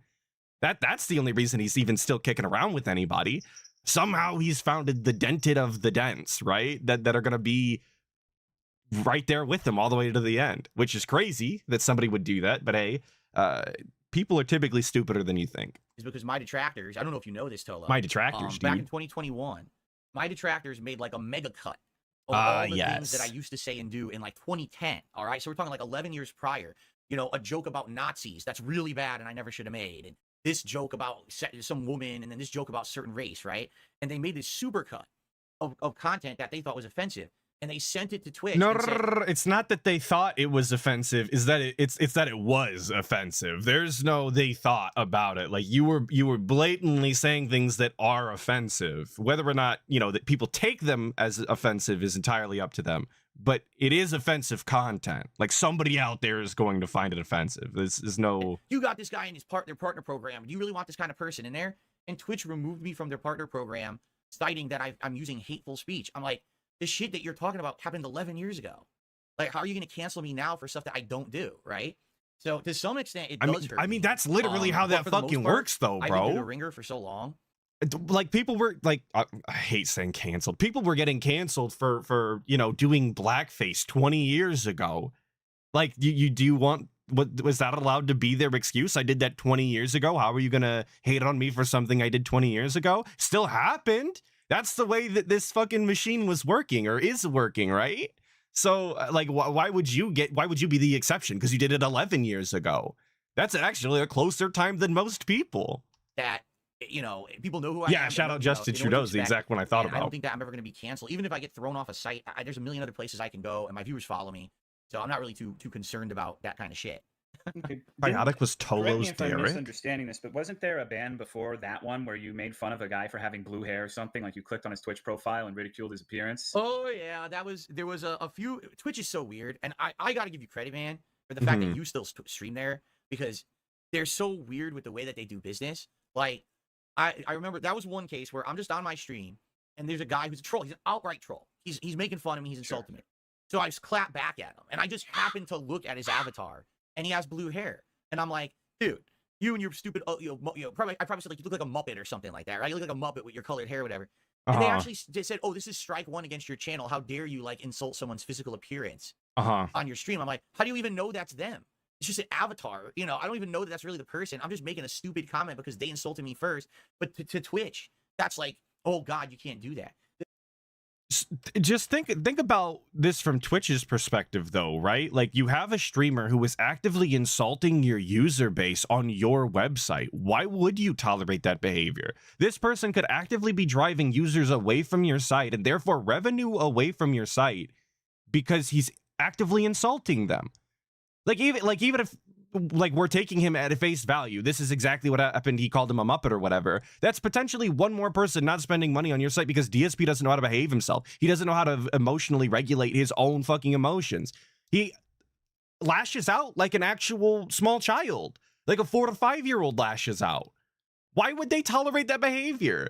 And if that's the kind of behavior that he exhibits regularly, why in the fuck would they allow him to continue to be on their site for an extended period of time? You can't imagine the kinds of other nonsense he's going to get up to, which he did. So I think they were in every right to get fucking rid of him. Not to mention a private company and all that. Fuck Twitch. I don't like him either, but that's the way it is, man. It's kind of crazy that he just expects people to tolerate all of his nonsense when he really gives them no reason to. Jay Wuso with the 2. DSP's audience is a guard roundup. Example, Captain Alex. I need to be more familiar with Captain Alex. I need to watch those and streams that were just done. I need to get caught up. How did I know about Captain Alex? So, thank you for the 2. And then Robert Williams with the 8 months. Man learns that you get in trouble for bullying. More at 11. Exactly, dude. Exactly. Literally bullying on their site from the streamer, not even from the chat, but from the streamer. And he expects to be allowed to continue. Wild, man. Wild expectations. And The thing that really got me about Twitch, they don't sometimes would like say I had done stuff wrong and apparently hit me with like a strike, but they didn't tell me. So, like for example, I remember I was doing a Christmas marathon and I was like really drunk, like buzzed, like really buzzed, not drunk, but like I drank a lot. And I was like impersonating a bad streamer. And I accidentally said like the F word or something, right? While I'm buzzed. And immediately I said, oh, I'm so sorry. I didn't mean to say that. I was trying to impersonate someone who does the wrong thing, right? That is not what happened. And then all of a sudden, my channel gets temporarily suspended for like a day. And I contacted my Twitch partner manager at the time. And I said, what happened? Why am I suspended? He goes, oh, well, this is like strike 2. I said, strike 2 for what? Oh, well, back in December, you said this. I said, you didn't even tell me about it. You didn't give me a strike. Like, you didn't even tell me I had a strike. Like, where do I see this shit? And the guy had nothing to say. He's like, oh, well, it doesn't matter if I told you or not. You had it anyway. Like, what? Well, why? Okay, you know you said that though, right? Like you don't get on stream and accidentally say slurs. First of all, that's not how that works. Not at least not in the capacity that he did. And being drunk is not an excuse. But he said these things and then and he didn't. Oh, I'm so sorry. He literally just says, "Oh, I shouldn't have said that." Right? Like that's that clip. He's playing PUBG. He says the F slur, and then he goes, "Oh, I shouldn't have said that," and then he moves on. Like that was the extent of it. If you know you said that, why didn't you reach out to your Twitch partner and be like, "Hey, I said this on stream. You know, was there any repercussions for this? Can you inform me?" Like literally no legwork on DSP's behalf. He just lets everything go despite knowing the things that he's done and hopes that they all just work out instead of looking into them. Completely irresponsible when this is your business. This is how you make money and pay your bills. This, like, you also have to put in some sort of effort if they're not going to. I don't know why he expects everyone else to do the work for him. But even if that was the case, right? Even if what he's saying is true, his Twitch partner's right. If he did something else later on, this bullying or whatever with the blue hair, and that's his second strike, it doesn't matter whether or not he was told, because he's now gone out of his way 2 separate times to act like an asshole on stream and go against Twitch's wishes. So you just get the repercussions, boss. Like, what are you fucking bitching about? This isn't on Twitch. This is on you not knowing how to behave yourself. Gengar Green with the 2 saying Phil is always the eternal victim. Absolutely, dude. Absolutely. His victim complex is unmatched, really. And that's one of the things that drives me the most insane about the guy. He's always the victim. It's never his fault. Everybody else should be bowing down to the guy because he makes shitty content on the internet? I don't think so, man. Nothing ever plays when I hit space. To be fair, you know that word's verboten on Twitch. Like you said it, even if it was a mistake, you did it. Right. Exactly. For me, the whole air of unprofessionalism of Twitch and how it's run, like on YouTube, when I get a strike, I know I got the strike. They email me about it. My channel has a giant pop-up on it that says, this has happened. Now you must, change your behavior. On Twitch, you don't even know what the hell's going on. And all of a sudden, they'll just turn your stream off. Like, what's going on? And then they say, oh, you said a slur during your stream. No, I didn't. Appeal. And then they just turn my stream back on 3 hours later because I never did it. Like, they just made it up. So. They just made up him saying a slur? No, they didn't. No, they didn't. At no point do I ever remember DSP not saying a slur and then getting hit for it. Like, he says the things, bro. Whether or not he means to, whether or not he's drunk or he marble mouths it or whatever, he says the fucking slurs. There's no doubt in my mind he's saying slurs. But they actually had a similar instance with Call of Duty. They did not tell me I got banned. They just didn't let me play anymore. It's actually very unprofessional. Activision, huge L.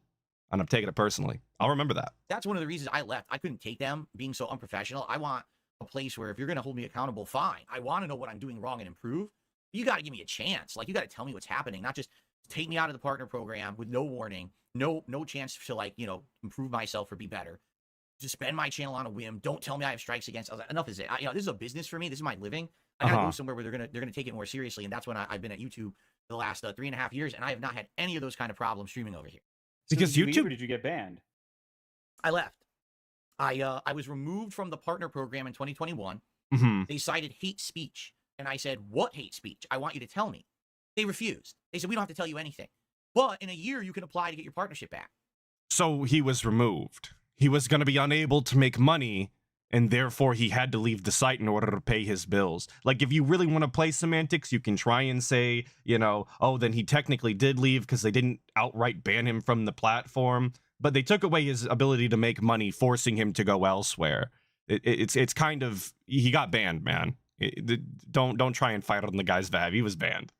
And I was like, "What's the point of me reapplying when you won't tell me what I did wrong to begin with? I have no clue what you're even talking about." Yeah, it's essentially, you can't fire me, I quit. That it was my detractors who had done this supercut. Again, this was like 2010, 2011 shit that I had said and done, and they sent it to Twitch and campaigned to get me out of the partner program, so they threw me out. I still streamed on Twitch for about a month and a half after having lost my partnership, but I couldn't. Basically, I was making a living just on like tips because I couldn't get bits, I couldn't get subs, and I was trying to get people to just basically tip and still make a living doing it. But where the straw that broke the camel's back was I was streaming Returnal. And during Returnal, that's a very fast-paced game. Like, a million shit on a screen. Like, things are flying at you all over the place. Very tough game. And I got tongue-tied. I was, like, saying something, and I was reading something off the screen, but I was also saying something else, and I combined, like, two words together, and it was like a jumble. And my detractors, again, this is not critics of me. This is my actual detractors who wish me harm. False reported me to Twitch saying that I had said the N-word. I was like, what? I never did. You can replay the clip. I definitely didn't say it. He definitely did say it. 100% he said it. Now, do I agree with him being banned for it? No, because legitimately that could happen to anybody, right? The genuine marble mouth that did happen to DSP could literally happen to anybody. Let's be honest here. If we're really going to be fair. But to say that they false reported it is just a lie too, because he did say it. That it is what it sounded like. It did sound like a slur. There's no false report. That's a real report. He did say it. Don't fucking sit here and lie, dude. The clip literally exists out there. I'm not gonna play it, but it does exist out there, and it doesn't matter how many different times you listen to it back. That's what it sounds like. You can't put the genie back in the bottle, but it's not a false report either. It was just me being tongue-tied, like saying two words together. Yeah, he meant "enwa." That ended with like, "gur" at the end of it or something like that. And all of a sudden they're like, "Oh, he said the N-word." Shout out and they actually never suspended mind. me. They suspended my channel. I gotta say that. And I was like, what the fuck? So I appealed it, and later that day they removed the suspension. But I was like, there is absolutely no way I'm going to continue to work on this site if they're going to just suspend me on a whim for something I literally didn't do. So that's why I've been gone since then. I actively chose to leave. I could reapply partnership, but I don't want to, man. I don't want to deal with that. Have a horse in the race. But do you think you would have gotten removed from the partner program if it wasn't for the hair incident and the slur incident? Because I feel like from Twitch's perspective, you got to think, okay, well, he says he changed, but look at these two things that happened recently. Like what, within the last year and a half, 2 years? I don't know the time frame. But I actually don't remember either. Right. So, it's you got to accept some culpability for that, right? Absolutely. Listen, I will openly admit that I'm not a perfect dude, and I said and done things that I shouldn't have done. Dude, when people start with, "I'm not a perfect person, I'm only human, blah, blah, blah," you might as well just stop talking to them. Like, real talk, it's all bullshit. It's all excuses. Nobody fucking expects you to be perfect. Nobody expects you to not be human. What they expect is you to be held accountable for your actions and understand that your accountability is kind of expected, right? Out of the respect for everybody else, you should know that your actions take part, like you're responsible for your actions, and they are the reason these things happen to you. But of course, DSP, 100% excuses all the time. Can't even acknowledge that this is somehow, some shape, his fault. Guys, I have to tell you, I'm not perfect. Obviously, you fucking idiot. No. But again, for me, it's the air of not being professional about it. If they were transparent with me, and we're like, okay, listen, this happened, you got to strike. This happened, you got to strike. You got to be careful. But they don't do that. They'll just all of a sudden, you'll just have you're talking about a company. I don't know if you ever saw this, but it's a company where they had like this Twitch ambassador program where they had like an otherkin who thought, I think she was a deer and would do like deer role play on the stream, or she'd eat grass and say that her haters are grass and she's going to eat them. So, I mean, Twitch is confusing. Shit shown as sucks. I think that in that case you're mentioning, I think you would have been fine if you didn't do those two things. Because I get be impressed and someone is trolling you and annoying you, but if you're going and insulting their physical appearance, you're I don't know, man. I mean, fair think- enough. Just think about his infractions though. Like he gets drunk on stream and says a slur. There's no like forgiveness for that, really. Like he just went out of his way to behave poorly on stream and then be offensive on your site. There's no justification. The second one went out of his way to insult somebody in his chat and insult their physical appearance, a user of your site. No justification for that, because the block and ban button literally exists, and he could have used it at any time. His mods could have solved the problem, but he decided to lash out himself. Why would they put up with that? And the third one, he tried to justify it by saying he was playing Returnal and there was a lot going on. What fucking difference does that make, brother? You said a slur. Again, marble-mouthed and not genuine, but again, said a slur. What the fuck does the game have to do with anything? I don't care if there's a million things on the screen. You're not allowed to just say racial slurs because there's a lot going on in the game, you know? I just don't know how those two things are really, correlated. Fair enough. If that's your perspective, that's cool. For me, in truth, now that I'm on YouTube, I can't even see people's avatars anymore. I couldn't insult someone if I wanted to, because the avatars on YouTube are tiny and they're all, people use like anime. Just shit because you anyway need all to the time, so use wanna your insult fucking someone right now? glasses, dude. Sure, let's see. Blastoise, that avatar's hideous. How dare you? No, real insult. Come on. You got better than that. You were the king of hate. Come on. Anyway, what I'd like to do, I'd like to go back to 2017 when kind of we had our interactions and talk a little bit about how we were going back and forth. I want to talk First of more all, about I me wanna- and I you. wanna Let's say get this. away from me being Wholeheartedly, accountable. I mean this, dude. I'm really sorry that because we had interactions in 2017, anything negative that might have happened to you or your streams or anything like that, because I don't actually know the extent of what happened with my haters, or if they actually came over and harassed you or harassed your community or kind of like derailed your streams. But I just want you to know I'm really sorry for anything like that happened. And Mhm. it was obviously never my intention with us either ever talking or whatever that would happen. I never thought in my wildest dreams that they would come and kind of be like a negative thing for you. Are you I sure feel really about bad that? about it. I mean, you got to know that when you mention people, they're gonna get some blowback for interacting with you. You know that. Absolutely. Now I do. But here's the change: is that back then I was mostly an isolated content creator. Like I said, in 2017, that's when the adpocalypse happened on YouTube, and I was leaning into now being a live streamer. And when you're a live streamer, now you have a social interaction with your audience, but you're also looking to possibly have interactions with other content creators, streamers, collabs. And basically, that's kind of, you were the first person who we kind of had that because of the auto hosting or whatever. And But this doesn't fucking make any sense. Think about what he's saying right now. Oh, I was new to streaming. I was new to being an interactive live streamer. I didn't know that the people that I interacted with were going to get any sort of ire from the internet from working with me. But he worked with John Rambo. He worked with Howard. He worked with Respect the Pact. He was in a relationship with Panda Lee. All of these people worked with him in some capacity for content, and they all received harassment from trolls online, did they not? Like, that's the story he tells.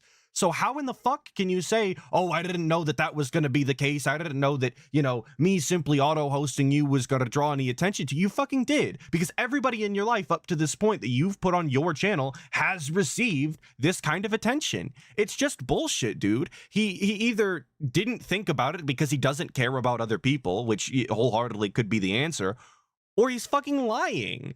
And he just doesn't want to be held accountable for drawing attention to people that didn't ask for it in that way, Either way, it's fucking disingenuous and should have been called out, in all honesty. But I guess it's fine. I'm not the guy. I don't give a fuck. I didn't at that time, quite frankly. I had no clue. Exactly, Hate Army. It would have been a surprise if Tolo didn't get blowback, because everybody he worked with did. Every single person in DSP's fucking life that was ever on his channel got something for it in the form of negative attention from the internet. It's just the way it was, man. That was going to happen to you. And when it happened, I felt so bad because I was like, dude, now, and basically what happened was I went into like a turtle shell. Like I basically said, well, I'm not going to do nothing. I'm not going to talk to nobody. I'm not going to collab with anyone. I'm just going to do my own shit, because I don't want other people now to get harassed or whatever.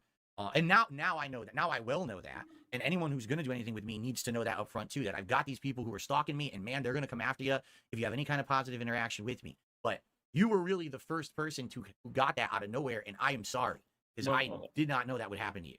We can talk about that.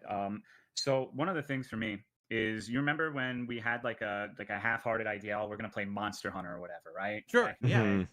Mhm. I'm gonna be honest. I've never expected you to commit to that for even a minute. I don't know what I would have done if you showed up and you're like, "Yeah, let's play Monster Hunter," because you never commit to anything like that ever. You don't. He doesn't interact with commit other to people. anything So for ever, me, it was period. kind of like, okay, well, he's not gonna do it.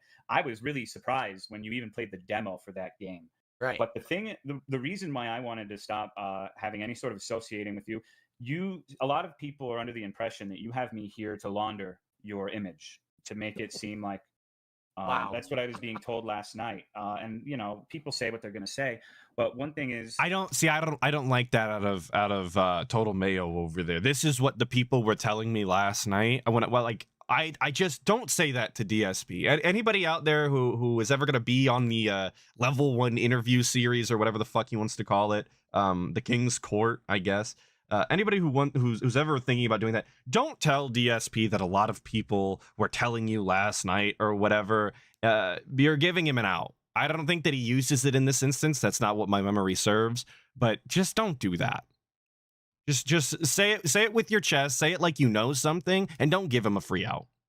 with the Monster Hunter World thing, a lot of the acrimony I was receiving from your side of things is because you were apparently saying Tolomeo doesn't like this game.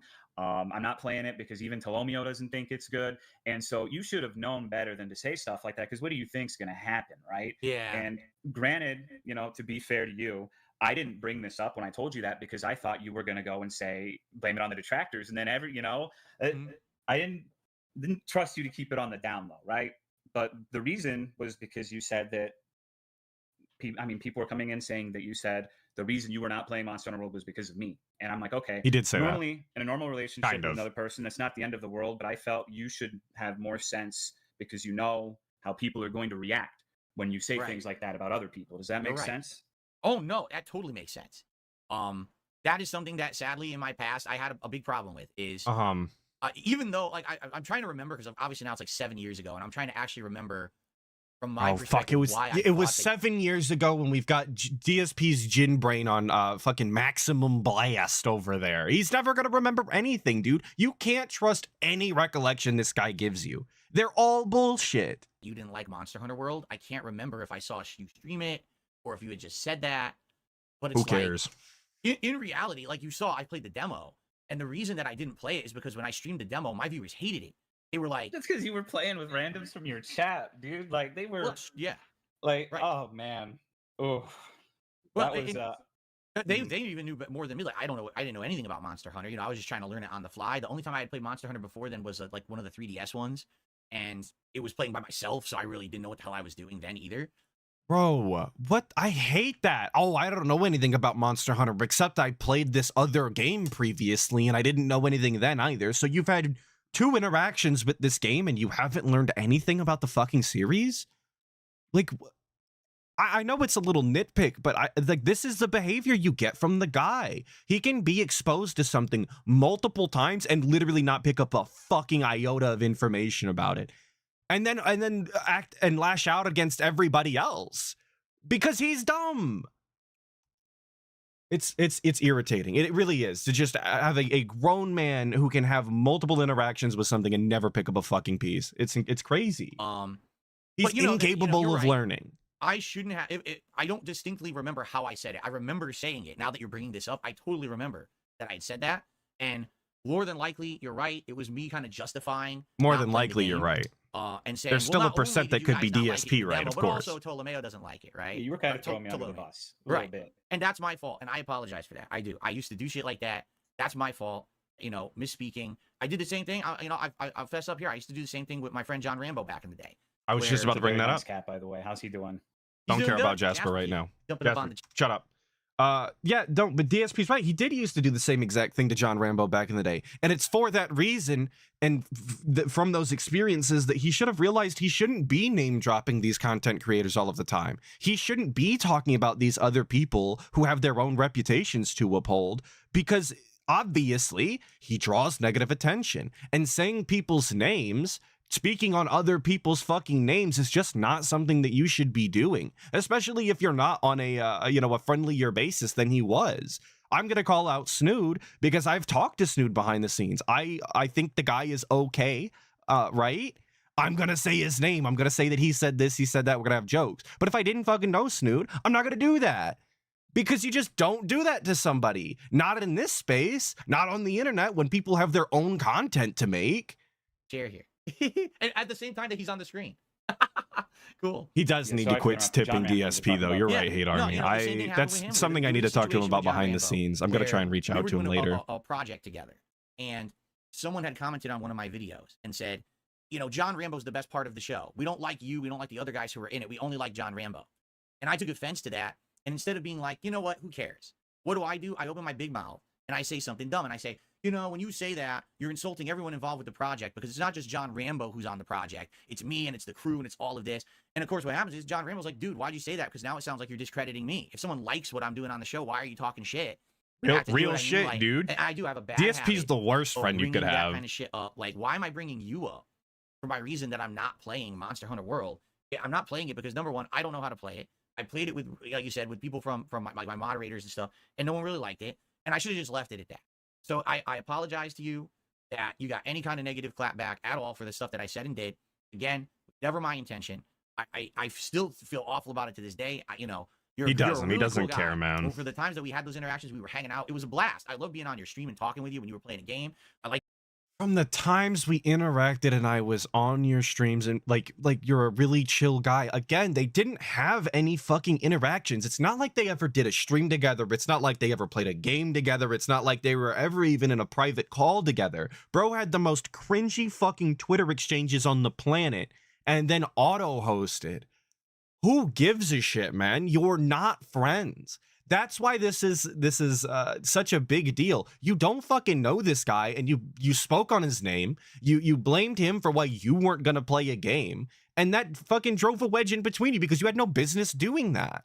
And let's be honest, DSP does not care about any of that. He doesn't care how much negativity he brought Tolomeo's way.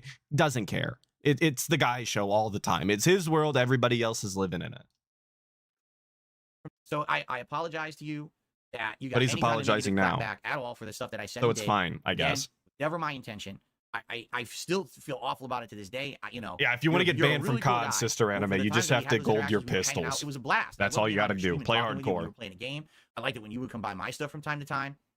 I honestly liked the prospect of us having interaction. For example, you coached me during my playthrough of Dark Souls 2 Scholar of the First Sin. You actually like helped me with my dual wield build because I didn't understand how the mechanics of how that would work. Mm-hmm. And I remember you had told me all about it. And then I started doing it and I was like, wow, this is awesome. You know, and then I remember at one point we were talking that maybe we would do a run where I do like a crazy challenge run and I would summon you in and stuff like that. And that stuff to me, like in 2017, this was like exciting ideas because I had always been an isolated guy, just like you just said.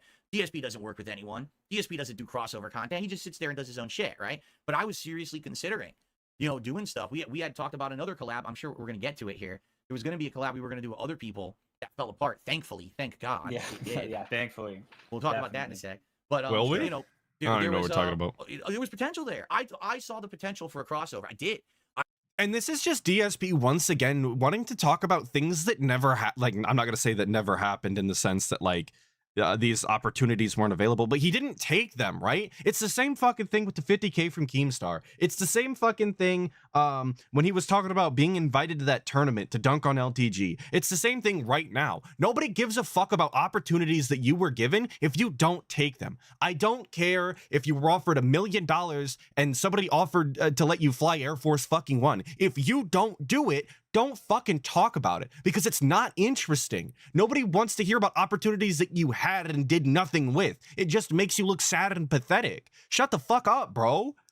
If you're like, oh, I was really thinking about doing this stream with you guys, but you didn't. So why are we talking about it? We want to talk about all of the things that you didn't do, like fix your fucking bathroom, like treat your fucking audience with a little bit of more respect. We can talk about all of the things that you don't do if you'd really like. But I don't think that we want to do that. We'll be here all fucking day because he doesn't do shit. I was seriously considering it. I'm being toxic. I'm sorry. Basically, you know, I got a little flaky about it, you know, because I didn't know if it was going to work or not. And then basically all the shit happened with you know, haters going over. And, you know, I guess it was based off of what you're saying, that I had said that you didn't like Monster Hunter World. And it does make him sound like Uncle Rico. That's exactly what it is. That Uncle Rico mentality. And he ended up taking a lot of shit for it. I bet Again, you I same could with throw John this Rambo. football over that mountain. I mean, I what bet do you I think could have people are streamed gonna say Monster when Hunter you say with this person is the reason Tolomeo. I'm not playing this game you want to see. They didn't have to spin it. What you said was enough, right? Yeah, and that's because I'm dumb. That's because I'm really dumb. You know, I'm trying to get better. You know, now we're 7 years later. Dude, but that's what kids do, right? Like that's actual child behavior. Okay, but here's the actions that you took and why you need to be held accountable and the repercussions of such a thing. And it goes, well, yeah, that's because I'm dumb. I'm sorry, my bad. Like that doesn't undo any of the damage that was done, right? That doesn't undo the position that you put Tolomeo in. That doesn't undo all of the damage that was done to your relationship. But he's stupid, so it's okay, I guess. And I really No feel like I respect have for gotten a people lot like better at that, kind bro. of shit. I'm No careful about what I respect. say and do, or I try to be careful, but I'm certainly not perfect, and I still make mistakes. But that's on me, and I'm really sorry for that. I really am, man. Alrighty, well, I appreciate it. I just want to touch on something you said though. Go ahead. With Dark Souls 2, this is the first time we've spoken, right? Like in any sort of voice capacity, yeah.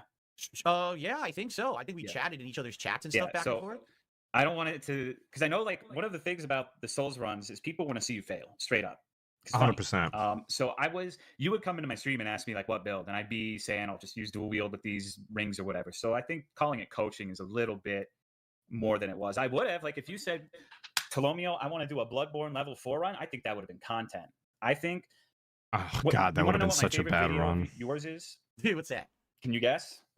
Well, if we're talking about me being a complete buffoon in like Souls games, the biggest clip of that is the one where I was on the cliff and I said, "Oh, I'm finally starting to get the hang of this. I'm liking this," and I walked right off the cliff and died immediately.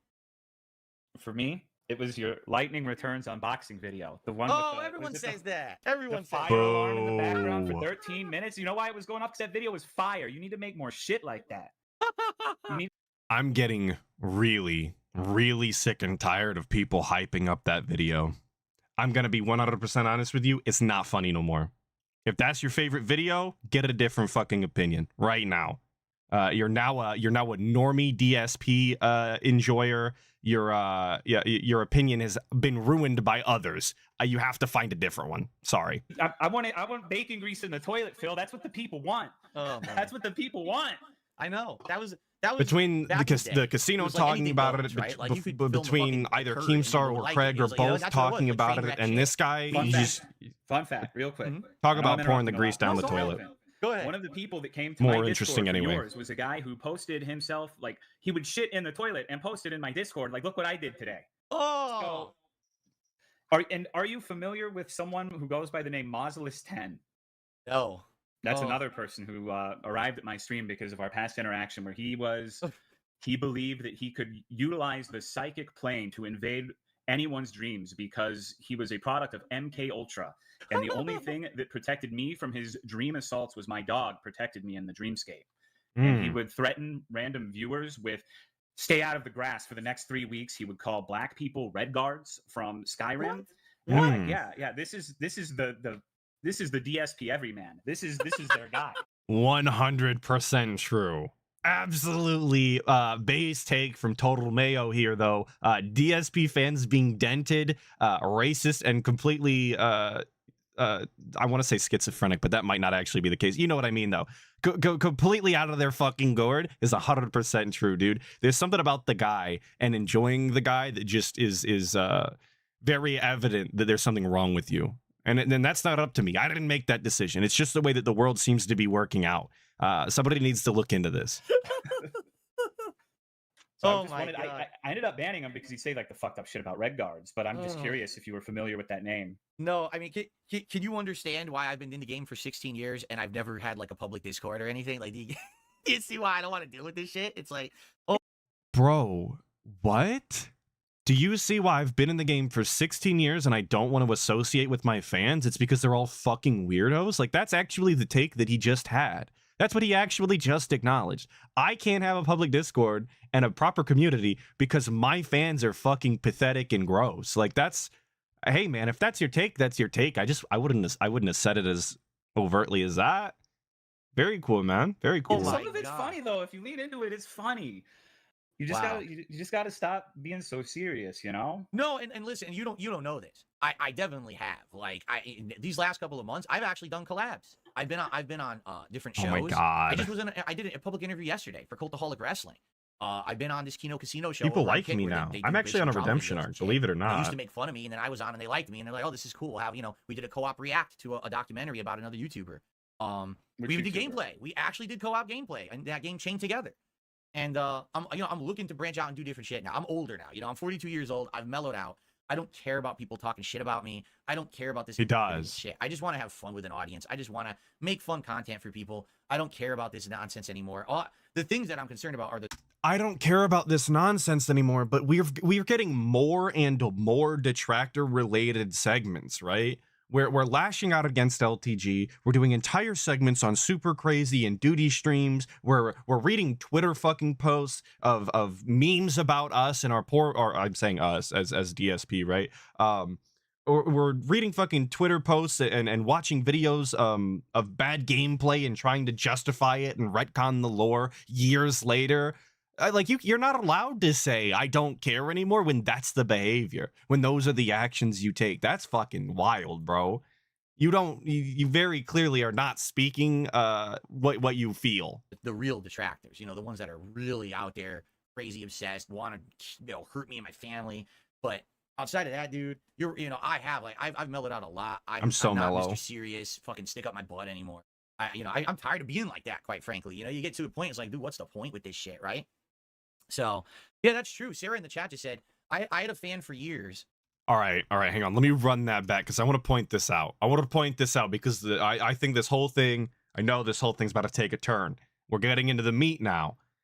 Please note that DSP is the person that brings this up. DSP is the person who speaks on this first. This is entirely his own doing. This whole conversation is all on DSP's shoulders and had no business during this interview. That's it. Family, but outside of that, dude, I've mellowed out a lot. I'm not Mr. Serious, fucking stick up my butt. Yes, big up Sarah for this. I'm tired of being like that, quite frankly. You get to a point, it's like, dude, what's the point with this shit, right? So, yeah, that's true. Sarah in the chat just said, I had a fan for years who he's the nicest guy in the chat, but now I found out that the guy's basically like a pedophile. Like, he's got all this shit on his YouTube channel and stuff. It's disgusting.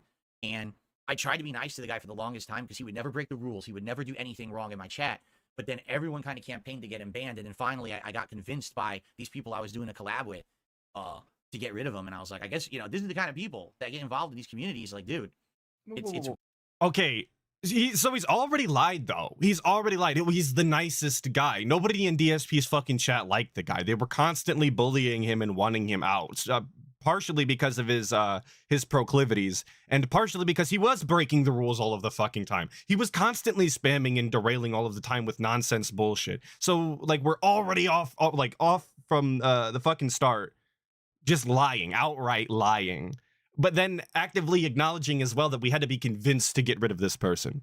What a terrific start to intro this to somebody on your own behalf. I again, no idea why he decided to bring this up. I don't know if he thought this was an easy W. I don't know. But he also said, and I seen it in the chat, thank you for pointing it out, I didn't even think about this. He said that he wasn't even going to look at chat or talk about chat or anything during the interview, but he did it anyway, specifically to bring up this topic, making it all the more strange to me. weird. The internet's a How weird do you have to be place. convinced? What do you mean? Can you elaborate on that a Sure. little more for me? Listen. It's not like I have any problem kicking, a pedophile out of my community. The problem is, this is someone who has absolutely never shown that in any of my streams or content. Like, I wouldn't even know about this if my detractors hadn't stalked this guy. Like, apparently they went to his social media, they went to his YouTube channel, they went to private playlists. I don't know, because I literally have never seen it. I don't want to see it, right? I don't want to be involved with that shit. But, I start hearing from detractors, oh, this guy is this guy is that. And I'm like, well, I'm not going to pay attention to it. I'm not a guy who's going to micromanage and stalk every one of my fans because someone says something negative about them, right? So it was like my philosophy. Listen, I'm not your dad. I'm not your fucking parent. I'm not the cops. I'm not your dad. I shouldn't be, going to everyone's social media to see what you're into in your private life and shit. I really don't care. Just don't bring it to my content. I want to know nothing about it. Think about that, though, right? I don't care. Like, so people are telling you, detractors or not, people are telling you this person has these proclivities. And DSP's response is, I'm not your dad. I don't care. Brother, fucking what? Huh? For real? Just like that? You're gonna let actual PDF files? Like, what if they were like, this person is killed, as a convicted child killer. They've murdered 7 children ritualistically in an attempt for immortal life. Is your response gonna be, I don't care, I'm not your dad? Or are you gonna remove this person? Like, I don't understand this philosophy. This is entirely fucking dented and doesn't make sense when you actually look at it. But I guess that's DSP's mentality. Just don't fucking think about it. Don't address anything. Just do whatever. Heaven forbid the detractors get a W. Red Flare, thank you so much for joining the 60 Skulls. Hell yeah, brother. And Ikiro with the 2 Canadian. I appreciate the thought, but not real currency. I've changed. I'm not a safe harbor for PDFs now. Oh, thank God. You cut out the one cancer. Hopefully you can cut out all of the others eventually. Maybe get KKK Kirk out of the fucking chat. How about that one? Quit actively telling him to ban evade so that your chat cannot have to deal with him anymore. But Okay. So I have a few problems with that. all right, fine. The thing What about are they, that is, William like, yeah, Afton? you They shouldn't fucking could be, stalking dude. people, but in this instance, it sounded like they were doing you a favor. They're saying there's someone who's into like little kids. Like, that's giving you like, that's not stalking someone and being unreasonable. If someone says like this person has pedophilic tendencies, you should probably ban them from your chat. You got to think of like, what if they're DMing other people in your chat? What if they're doing shit behind the scenes? I think you as a content creator, a streamer, however you want to style yourself, has a responsibility to the people who pay your bills to protect them from people like that. I think that if it took you a long time from when they first told you to you banning them, that's a pretty big moral failing, in my opinion. Absolutely. The way I see it, and And you immediately notice, please notice, he's going into the justification the way that I see it. Well, what had happened was, okay, but what you don't know is all of these are the starters to excuses and justification that just doesn't need to be done. You're actively defending your inaction and the harm that you could have done to your own community because you didn't want the detractors to get a W, and that's just so fucking pathetic, dude. A 42-year-old man potentially harming, allowing harm to come to people in his own fucking community because he doesn't have the balls to do what actually needs to be done. That's crazy. Completely crazy. listen, I'm not going to disagree with you. I'm not. But he's not the going way to I agree see it with is, you either. This is a guy who, I would argue, was probably about a year and a half, 2 years. Was in chat and never caused a problem, and I didn't know any of this shit. And then all of a sudden, where do you hear it from? Am I hearing it from trusted people? No, I'm hearing it from like my detractors are coming in and trolling the guy. And by the way, this is not the only guy. They do this with a lot of my viewers. This just happened to be like a bad offender. Like, they'll make fun of my viewers for dumb shit too. Yes, This is the really and bad those you shit. can ignore. This is Exactly. different. You could take 5 minutes to check the validity of this, right? Well, Wouldn't again, even be 5 That's minutes. a big step. For me, that's a big step because you're saying, That just shows you how little DSP is willing to do, though. It's literally 2 fucking clicks. It's actually, funny enough, it's actually the same exact amount of work it would take to set up a Discord server. So this is all adding up. 2 clicks apparently is the threshold for DSP's work capacity. 1 click is okay. 2 clicks is just one too many, you guys. I couldn't possibly click twice in the same day. That's fucking impossible. But it's literally 2 clicks to check Derek's profile. You click his name, you click playlist, and there you have all of the evidence that you should have needed. But apparently that was too far. That was too big of a step. now that any time that one of my detractors comes in and says, hey, just so you know, this person's doing something bad, now I'm supposed to just believe them and go check on every single person? Because what happens is when you give these people an inch, they take a mile. So the first time it happens and I entertain it and I take the step, now it's going to happen to the next person and the next, and they're never going to give up. They're just going to do it literally to every person, and eventually it's going to be bullshit. It's going to be this isn't serious. They're just doing it now to get attention because they realized they got me to react the first time. But I agree with you now. The first time was a legitimate thing, though, right? But now I know it was. But it doesn't like let's think about this logically, right? If you have an audience of 200 people and they go through the detractors, they go through every single person, right? And they just pick them apart, and this person's a PDF, this person's a murderer, this person does this person does that. If these are true statements, if you could verify this, if you could actually prove that what they're saying is true, you're being done a service. I get sometimes you got to feed the snakes too, but sometimes you got to get them out the fucking garden, bro. Like they're breeding and multiplying and finding a place to harbor safely in your community. You need to get them gone. You're being done a service, and the fact that he can't see that, he's not willing to accept that. It just shows you how little he fucking cares about his community. Why would you want these kinds of people? Some of you might be asking what I mean by these people. PDF styles. Why would you want these people in your community to begin with? I don't want to talk to a bunch of pedophiles. I don't. Nobody should want to do that. But apparently DSP does. Very cool. I didn't know it was at first. It took a lot of convincing from a lot of different people. And in fact, I had to personally, behind the scenes, apologize to a couple of people who were not detractors, who did recently tell me about this guy.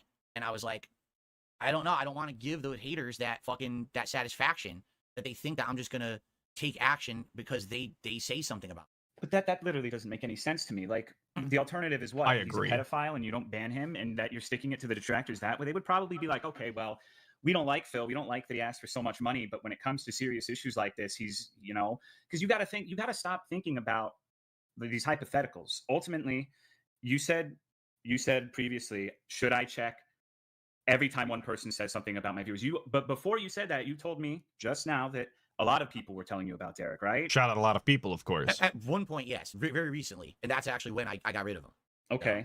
So I don't know. I just That's if not you're true, going though. To have the audacity to. And this is why I don't I really wish that when people were going to do interviews with DSP, when they were going to go on his show, that they would have watched or prepped in any sort of capacity, right? Because a lot of people, shout out a lot of people, of course, go on there, like June, like Keemstar, fuck, even Craig, they go on there, and because they don't know all of the lore, they allow these little things to slip through. When DSP started to be told by his chat that Derek was this way, it was years ago, and he did nothing about it. He just acted though as it didn't exist. So let's not sit here and pretend that that was the case. And if Tolomeo knew anything about the guy, really, he wouldn't let that shit slide. Because that's the exact type of information that would completely debunk this entire fucking conversation. But because he doesn't know, we get to sit here and fucking pretend that DSP is actually telling the truth, at least to some capacity. Go in and, like, let's face it, like, streaming's pretty cushy in a lot of ways. If you're asking people for money, you should do right by them. And I think that doing right by them means not allowing actual child predators to just freely roam the chat, right? For the record, I don't even know if it's like fully true. I just know people have told me. I didn't go deep into looking into this guy's stuff. And for the record, because I know you probably don't know this, there's no DMs on YouTube. There's no way this guy could. Thank you, Jesus, for becoming a member of the 60 Skulls. I really do appreciate it. I'm glad I provided the link. If you did, like, reached out and tried to stalk or harass people through my channel. Unlike Twitch, where definitely that can happen, and there's evidence it happens all the time. On YouTube, it's just it's like a comment system. So this guy, to my knowledge, was not ever taking anything that he did in his private life and putting it onto my viewers or other people in the community. In fact, again. Okay, but to DSP's knowledge, the guy didn't have those proclivities in the first place because he refused to look into it. So how can you actively say this? Like, how can you say that with that kind of confidence, right? He didn't, whatever, man, whatever. And it doesn't matter if YouTube doesn't have a DM system. A lot of people, shout out a lot of people, again, getting a lot of shout outs this stream. A lot of people share the same username on YouTube, on Twitch, on, wherever they go, they use the same username. A lot of people are like that. So all it would have taken was DSP or was Derek to have an interaction with somebody in DSP's chat, look them up on Twitter, and then have Twitter DMs. That's all it would have taken. That's not too far of a stretch. That happens quite literally all of the time, all over the internet. So, I'm not willing to just believe DSP and say that nothing ever came of this and nobody was ever contacted, because it was very easy to reach Derek if you wanted to. You know where he hangs out. Cherry Pimps and Twitter. He's posting 100,000 things a day on Twitter. He's there. If he wanted to do something, he absolutely could have done it on Twitter, and DSP would be none the wiser. None the wiser. There we go. I again, just don't know how he can say this with any sort of confidence. I don't know how he can use this as a justification, because if you think about it for any longer than not at all of these things start to come to fruition. And the only reason I knew about this is because supposedly my detractors went deep into his shit to find it. And then when they found it, they threw it in my face like it's my fault, right? Oh, you have a follower who's a fucking pedophile. How dare you not take action? I'm like, I don't even know what you're talking about. Like, why are you bothering me with this shit, But then after a while, you hear more and more people talk about it. And that's why, yes, finally when you have enough people, like, they're all confirming it. All right, now I got to take action because it's true. But my issue with it. Now, now I have to take action because it's true. It was true years ago when you were made aware of it the fucking first time, dude. What are you talking about? It's actually every half of a sentence. He's playing contrarian to himself. This shit doesn't add up, bro. It just doesn't. Nothing he says makes sense. Now I understand. But my issue with it was I was afraid that if you give these people an inch, they will keep taking the mile and keep pushing the envelope with every person in chat, with every person who ever supported me. And then, by the way, for the record, this guy didn't even support me. He never even gave $1. He never became a paid member, nothing. He was just the chatter, you know, like a casual guy there. But he did, though. The reason that people even know anything about Derek is because the meme is that he stole his mom's credit card in order to give you money. That's, like, as far as I know, that's why Derek was ever anything to begin with. And then people started to notice him spamming in chat, notice his constant cries for attention, went on his Twitter to see what he was about and noticed all of the sick shit he was into, right? Like, he literally gave money and that was the catalyst. You can't say that shit, bro. It doesn't make sense. It's actively wrong. But again, because Tolomeo didn't do this amount of research that's required literally years of it, he's not able to call him out on that. And I guess you can't expect people to do literally years of research. Please, next interviewee. Watch all of ALT streams before going on. I know it's a lot of homework, but I think you'd be better off that way. Pop-Tart with the two. Imagine someone versed in debates calling him out. They would never, because nobody worth their fucking salt would ever talk to the guy, point blank, period. It's a waste of time. Nobody really should be talking to this guy. But fair enough. I've certainly heard this from so many people. You're just the next person to correct me on this issue. And, from now on, when I hear of serious shit like this going on, I absolutely will look into it and address it, because I agree with you. The safety of the community is more important than, the detractors got a one up on me. Yeah, because like you said, that one of the things you said in our DMs is you feel like you're on a redemption arc, right? Inked Blessing playing Kenshi right now. Everybody tell him to get a job in the chat, please. He's supposed to be working on a Saturday. Go get your bread up, stupid. On a redemption arc and prove that people were wrong about you, yeah? Not that I'm trying to prove people are wrong. I'm trying to improve. Like, I know that I've made problems. I've had problems. I've had bad behavior. I'm trying to be better now. And I want people to know that. I want people to know that this is not the old Phil who's just going to sit here isolated, not talk to anyone, be a fucking, stupid, big-headed idiot, not take criticism, not improve for the better. I want to be the better person. That's one of the reasons why I have you on today. I wanted the kind of conversation we're having right now to happen. This is exactly the reason why I wanted you on, because I need to have honest conversations with people to improve and move forward in my life. So let me get this straight. Let me see if I'm tracking here. He wanted to have Tolomeo on so that he could talk about Derek in an honest way. Like that's how we're that's the logic train we're on right now. Okay. Sounds stupid as fuck to me, but I mean if that's the case, that's the case, I guess. Okay, well I appreciate that's gonna make him a better person and following through on it. Two different things, right?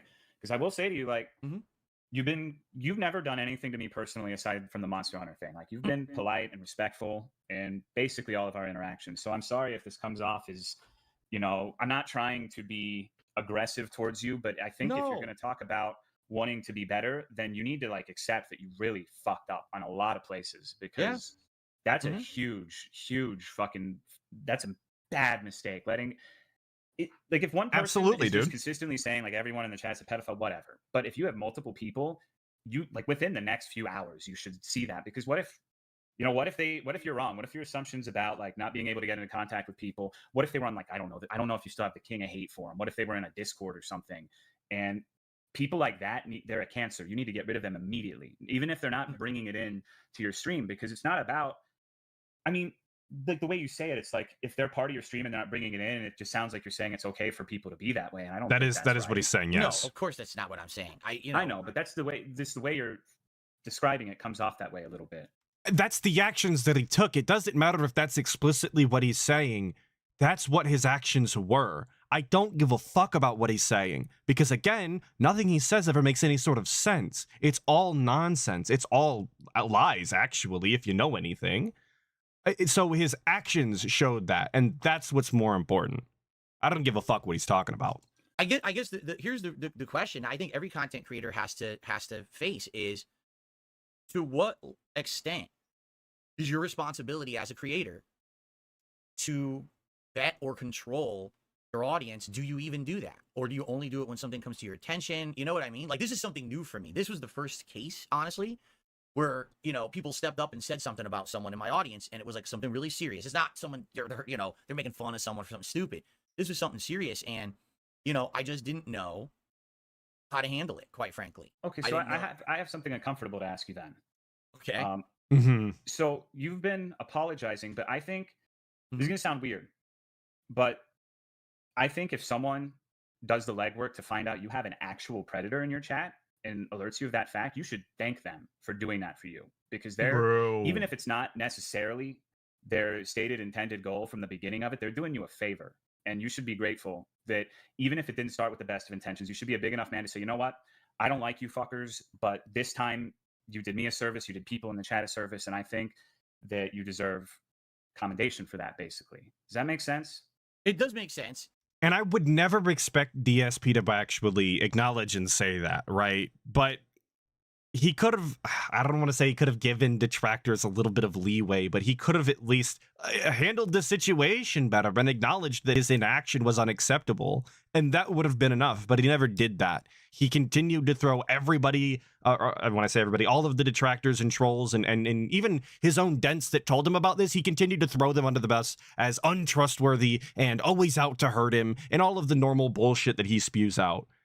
I think a little bit of humility in the situation would have went a long way. But of course, DSP is incapable of that. He does everything correct and nothing wrong as always.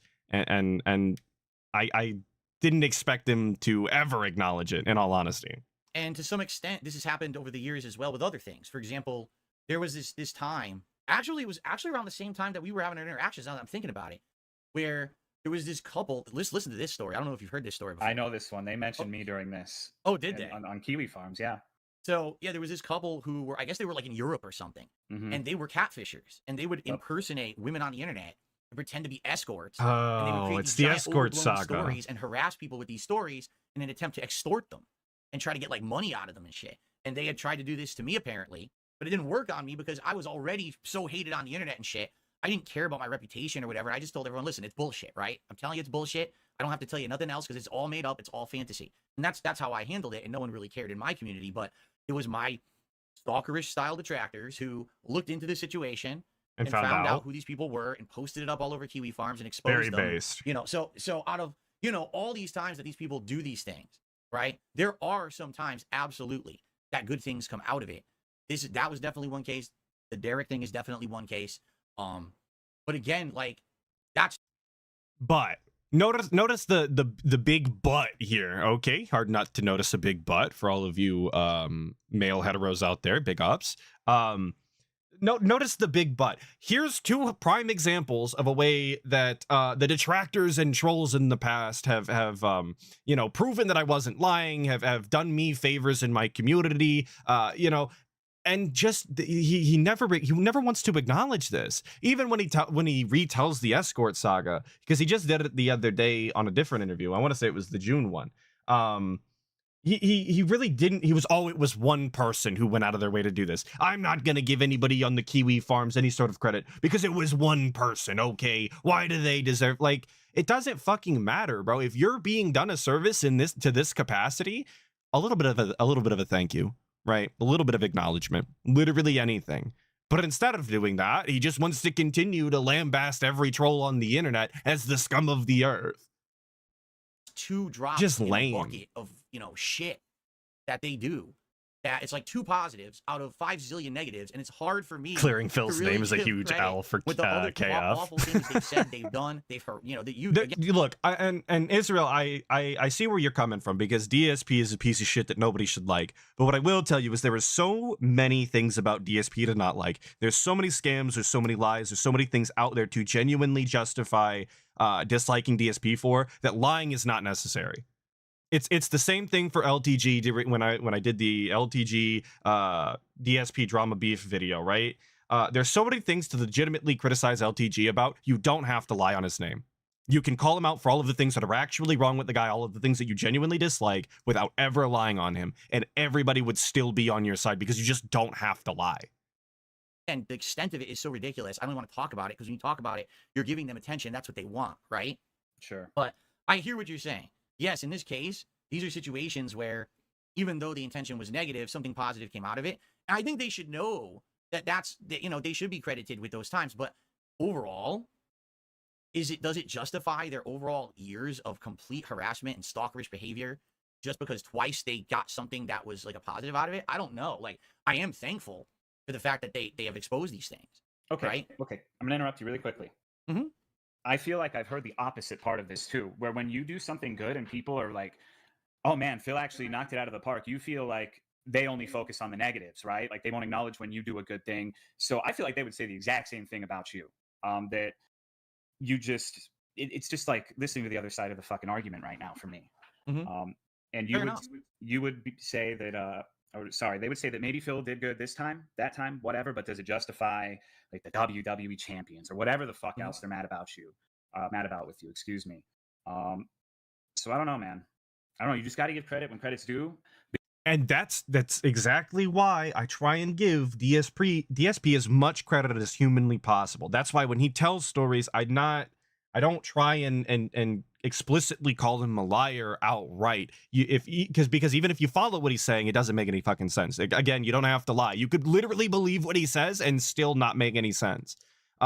But when DSP does something that I approve of, he changes the stream in a way that I actually appreciate, like upping his camera quality for just actually better videos, even on the detractor end. I appreciate that to some extent. You will get a big ups from me. It doesn't justify any of the other actions that he's taken, but you got to give him credit where it's due, or you're kind of no better than the guy, right? Because you kind of expect to be commended when you do something good, right? Like you say, I'm sorry for this, I'm sorry for that, I made this mistake, that mistake, and I've gotten better. And if you can't have it just be a one-way thing, right? You can't expect people to just ignore all of your fuck ups and only focus on commending you for the positives and not give the other side the same courtesy. Yeah. Yeah, I think. All right, how about this? 'Cause Yeah, I think someone in very the chat just soft said it soy in a good style. way. Yeah, right Expecting there. Phil to worship people who hate him is unreasonable. I agree with that statement, but that's not what Tolo is saying. He's not saying that's worship ridiculous. the people. Oh, now He's we're saying defending give credit where Tolo's credit is stance due, here. right? I like And in this that. case, in those particular situations, yes, I think credit is due. But I also, the reason that I don't give credit is because I have all the other shit going on at the same time. That's why. It would be one thing if I hadn't had years of systematic harassment, my family members, my business, all stalked, all being hurt constantly behind the scenes. Then I probably would be more open, right? And that's what it is like now I've been on the defensive for so goddamn long. But that's why, Tolo, I really appreciate you being honest in our interview today. Because this is the kind of shit I need to hear. This is the shit I don't hear and I need to hear. Because I can't. Go ahead. Let's see.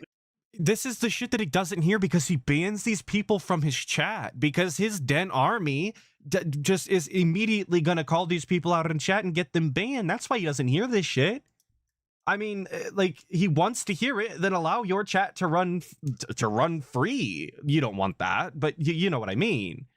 And Tolo was very clearly not interested in this bullshit. He tried several times there at the end to interrupt him and go, oh, okay, who gives a fuck? Stop that. Like, why don't you actually address what we're talking about instead of throwing yourself a little fucking pity party over here and throwing yourself on the sword to try and defend me as if that's gonna improve our relationship in any meaningful way. Let's do this then. Are you willing to thank people for taking care of the Derek situation and taking care of the catfishing situation? You're not busy now. We're having this conversation. So are you comfortable saying that? I'm not asking you to worship people. You don't have to like them. Right. But if you want people to look past their misgivings with you, you have to do the same. And you have to acknowledge when people actually do something that's positive, because it could have gone a whole nother way. Like, if they really wanted to ruin your life to the extent that you think, they may have tried to embolden someone like Derek and enable him and get him in a position where he'd be able to cause real harm to your community. But they didn't. Yo. That makes sense. Never in my life have I even considered the troll op that was encouraging Derek in that capacity. That's fucking demented, bro. I do genuinely have to appreciate that at no point did I ever hear about trolls encouraging Derek to hurt DSP. That's fucking wild. That's right. It makes sense, but you're coming at it from an angle, and I get it, because that's the perspective you're seeing. My perspective is the reason that they didn't is because they wanted to pin it on me. Like, they wanted to say, you see, Phil has this guy in his community, and that's on him. You know what I mean? And so, but you know what? You're right. I will publicly right now say to anyone out there, because I actually don't know the people who were involved doing it. I don't go on Kiwi farms and study accounts and shit. I don't have any interaction with these. To those of you out there who even if you don't like me, to those of you who have done me a solid, who have done these kind of things, exposing that ridiculous catfish, right? Taking care, well, not taking care, but exposing the truth about the Derek situation. Okay. Thank you for that, because those are things that help the community, that help me. And I do appreciate that because, you know, for me, I'm just a dude sitting here streaming all day. I don't really go outside of like Tolo has even said here. It's rare when I would go outside of my comfort zone to explore into these regions, these realms of this shit going down. So I don't even know what to believe half the time, right? You know, I've heard that about Derek for about a year. I heard that about Derek, and I was like, I don't know what to believe, because I always hear it from detractors. And it wasn't until I started getting corroboration from other people who are saying, well, we looked into it and we've seen it too. Oh shit. So now I made a big mistake, because I just immediately dismissed what the detractors were saying rather than giving it any kind of merit, because it was from the detractors. When I started hearing it from other people, then I start to believe it. Next thing you know, oh, it's actually true. Shit. I should have taken action sooner. That's on me.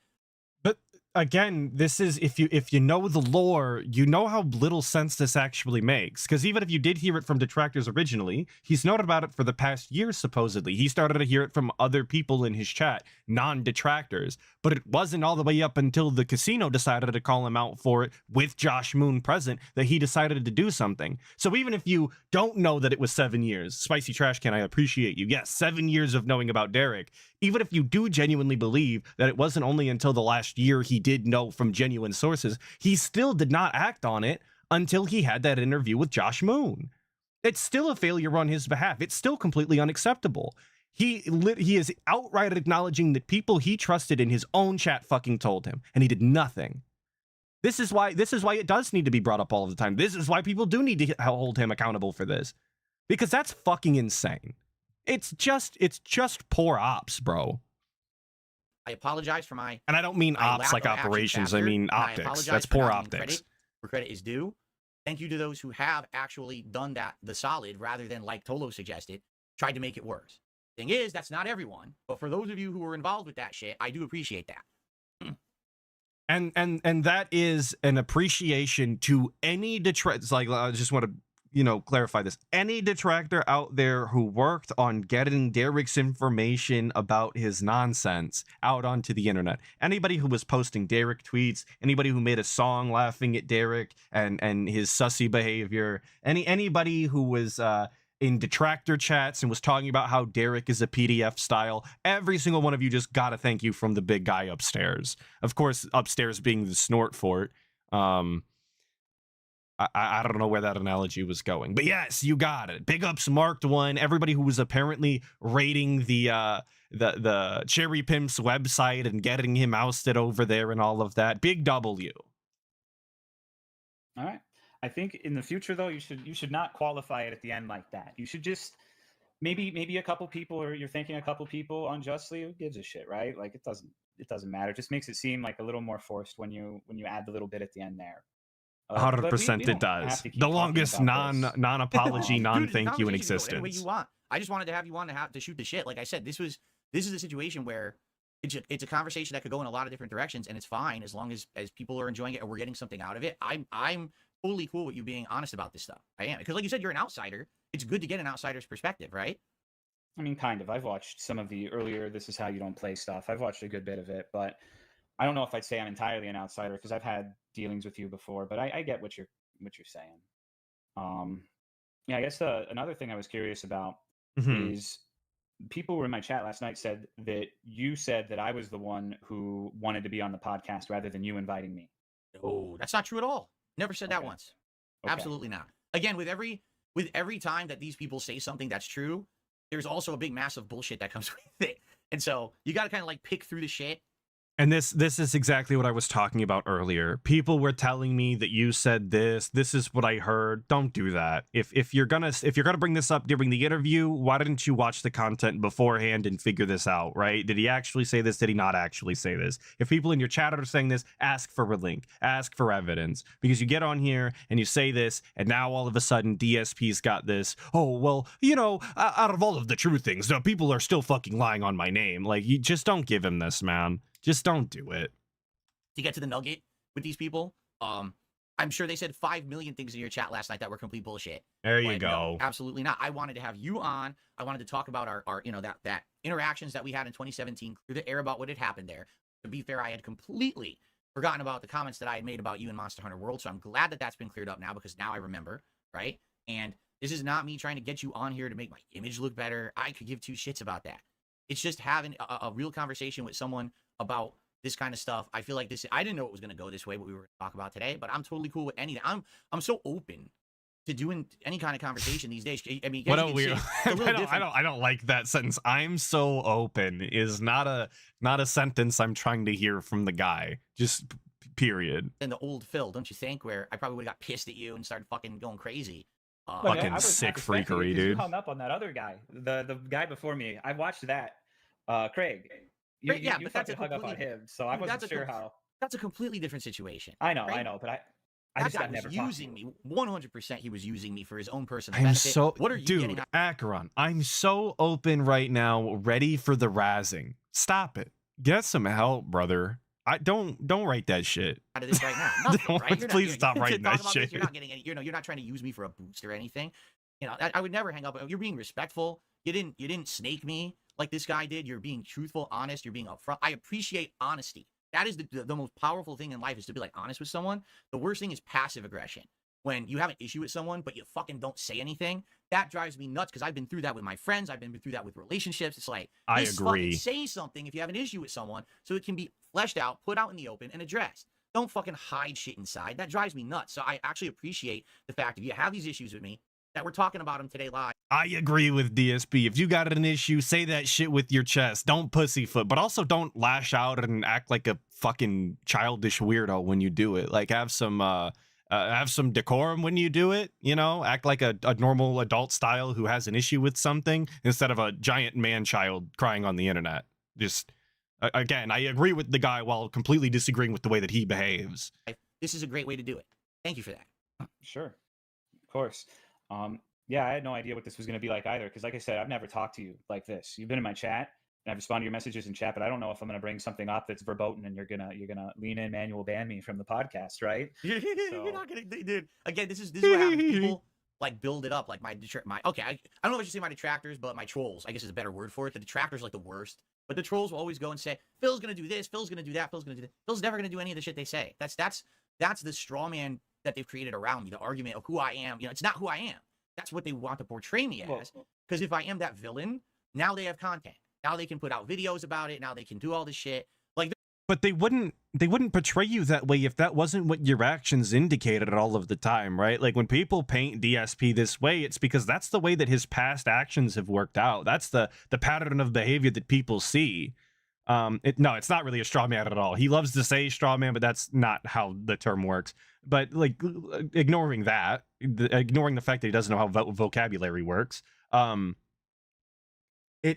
like these are all thoughts based on your past interactions. Like this is the way that you've behaved in the past. You have no one to blame for that but yourself. When people say DSP is going to do this, he's going to react this way. This is, like these are all bets or guesses based off of your actions.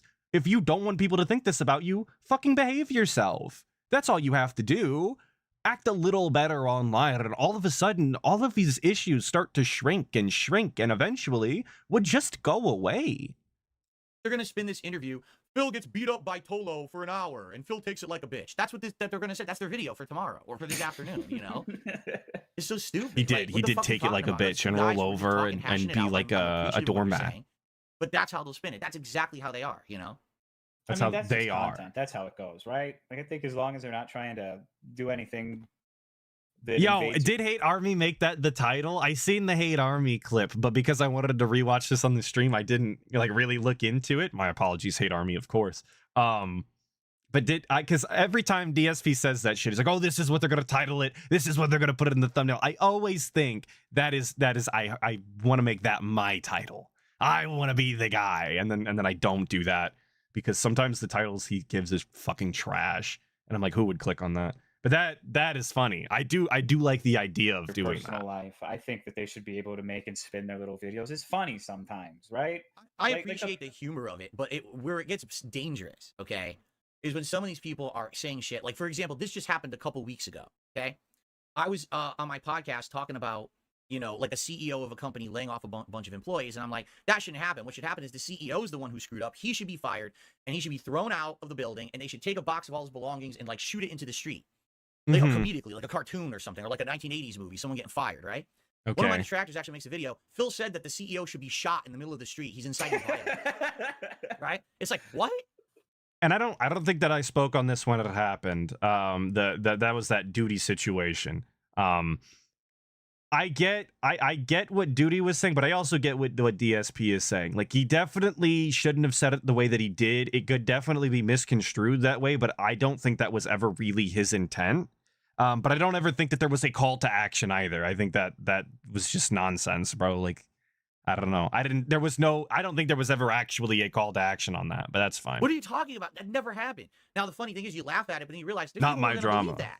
And they're going to think that I'm inciting violence. And this guy actually had a call to action in the description of his video to try to get people and Denstyle News Network, Ink Blessing in the chat saying we watched this go down, and he absolutely did say that. He should have just followed through with it because it was a base stand. Okay, I can't agree to that.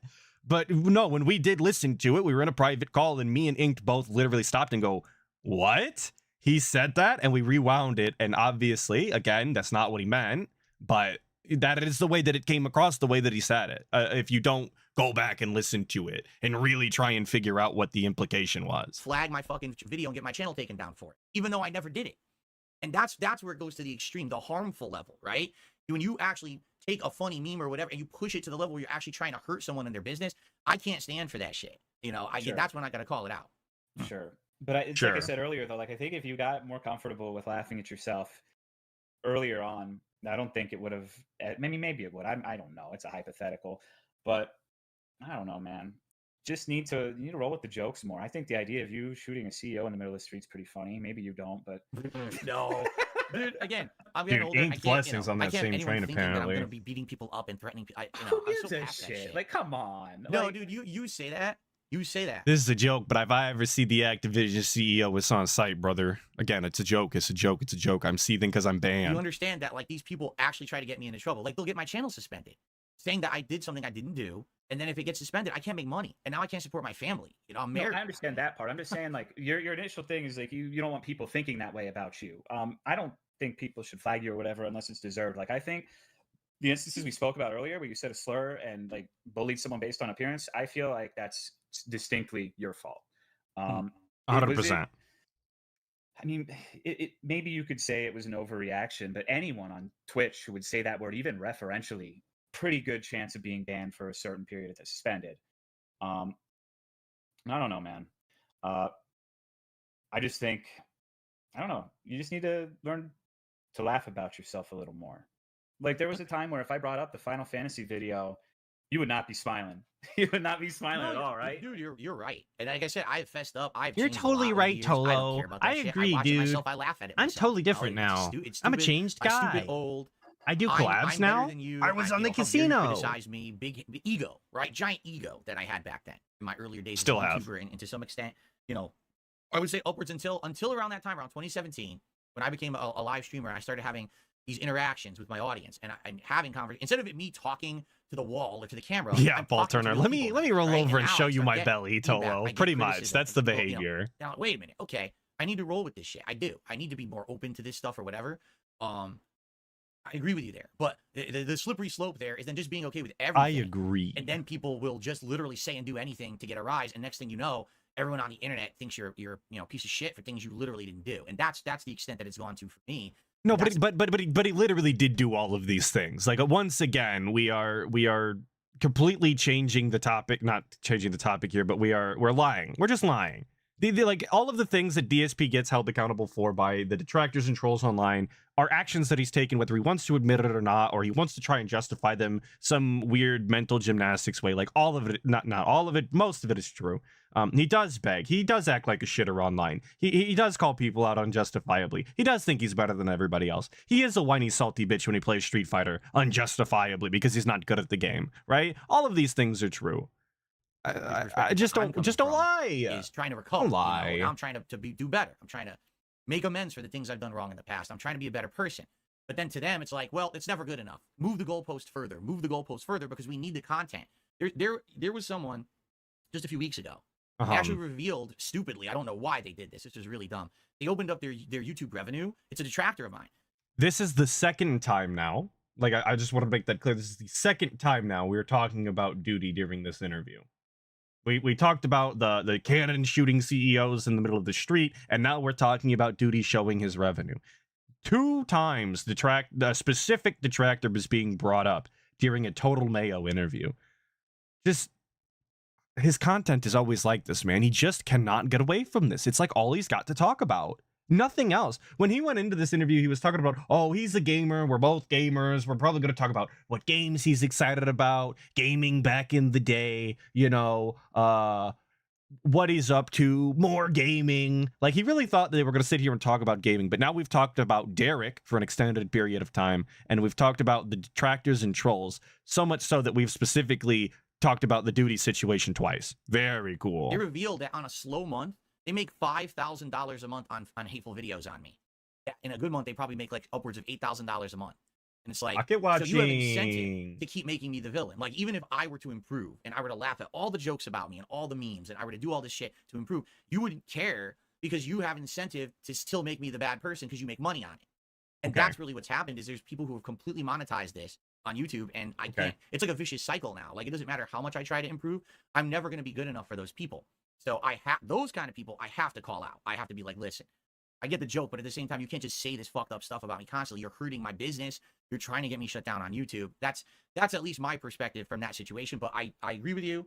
But if they have genuine criticisms, if they have genuine things to say and you know, clips to roll to show your behavior, like, it doesn't matter if they're hurting your business, because ultimately it's you who is in fact hurting the business. It's your behaviors that they're taking a look at. If you don't do these behaviors, they don't have any content. We don't have any content. And I'm gonna say this in the suggestion box video from you know, that I'm working on. Stop yelling at me.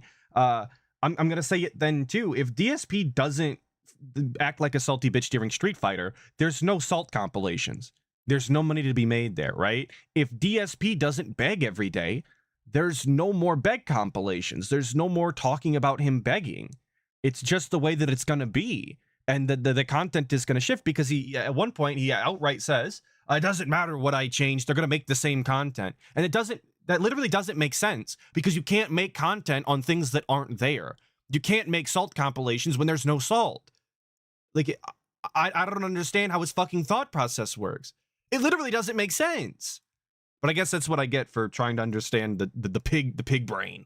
I'm doing my best to be better, and like you said, humans weren't meant to understand, stupid. The Final Fantasy video, this is how you don't play. I've watched them back and laughed my ass off at myself because of the way I used to be. And, you know, like you said, that was the golden days of content, right? The dumb, poorly cooking with the king and shit, and me acting like a moron.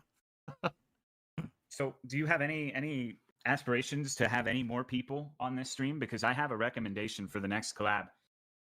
Yeah, dude, I am looking for a lot of different stuff. I'm looking to branch out and do all kinds of stuff. Who's your recommendation?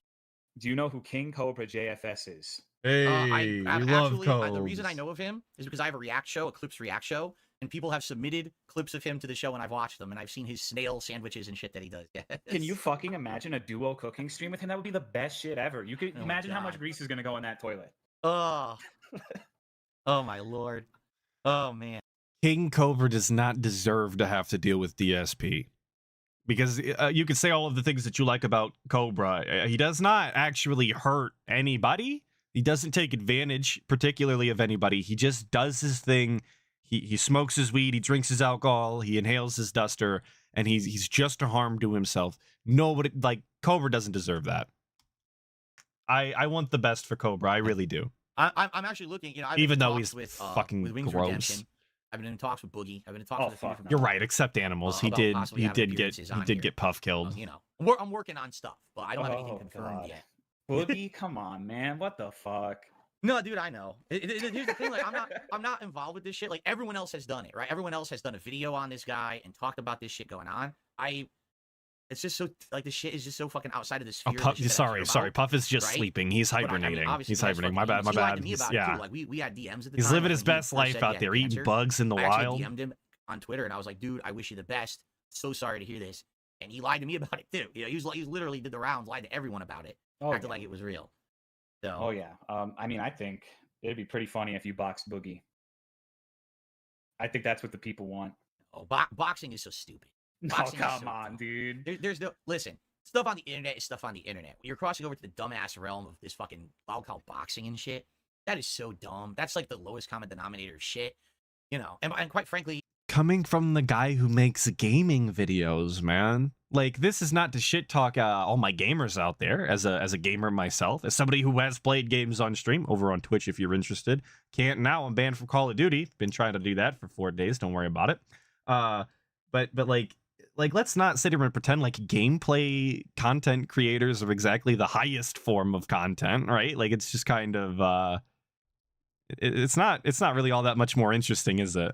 I'd honestly rather watch a lolcout boxing match. At least there's something unique going on there. I can watch just about fucking anybody play a video game. he's not gonna take it. Someone like him never takes it seriously. He didn't. You know, the first fight with Wings, he That's didn't take true. seriously. It's just dumb. I'm not out to sometimes- fight people. I'm out. As I was saying, I'm out to build bridges now.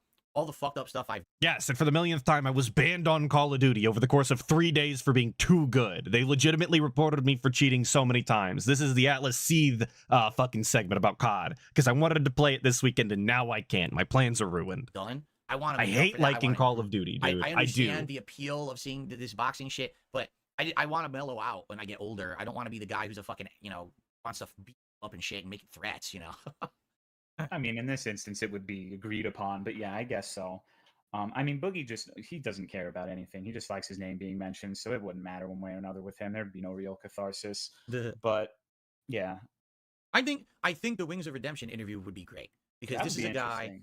who a lot of people have compared us over the years. We're both gaming content creators.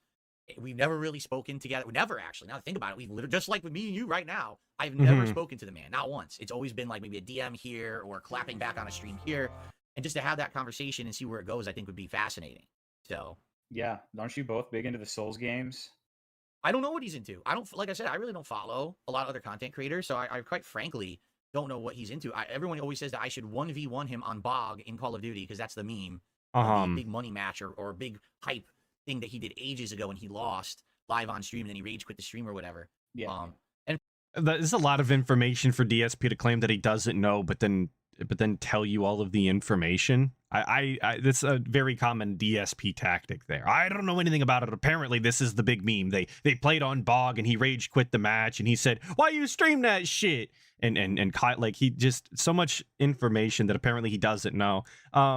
It's also very strange to me that DSP has these interactions with people in DMs, but he never talks to them, right? He doesn't know anything about them. He's gonna have Boogie and Wings on the interviews or whatever, but he doesn't know the classic memes about these people. He doesn't know the information.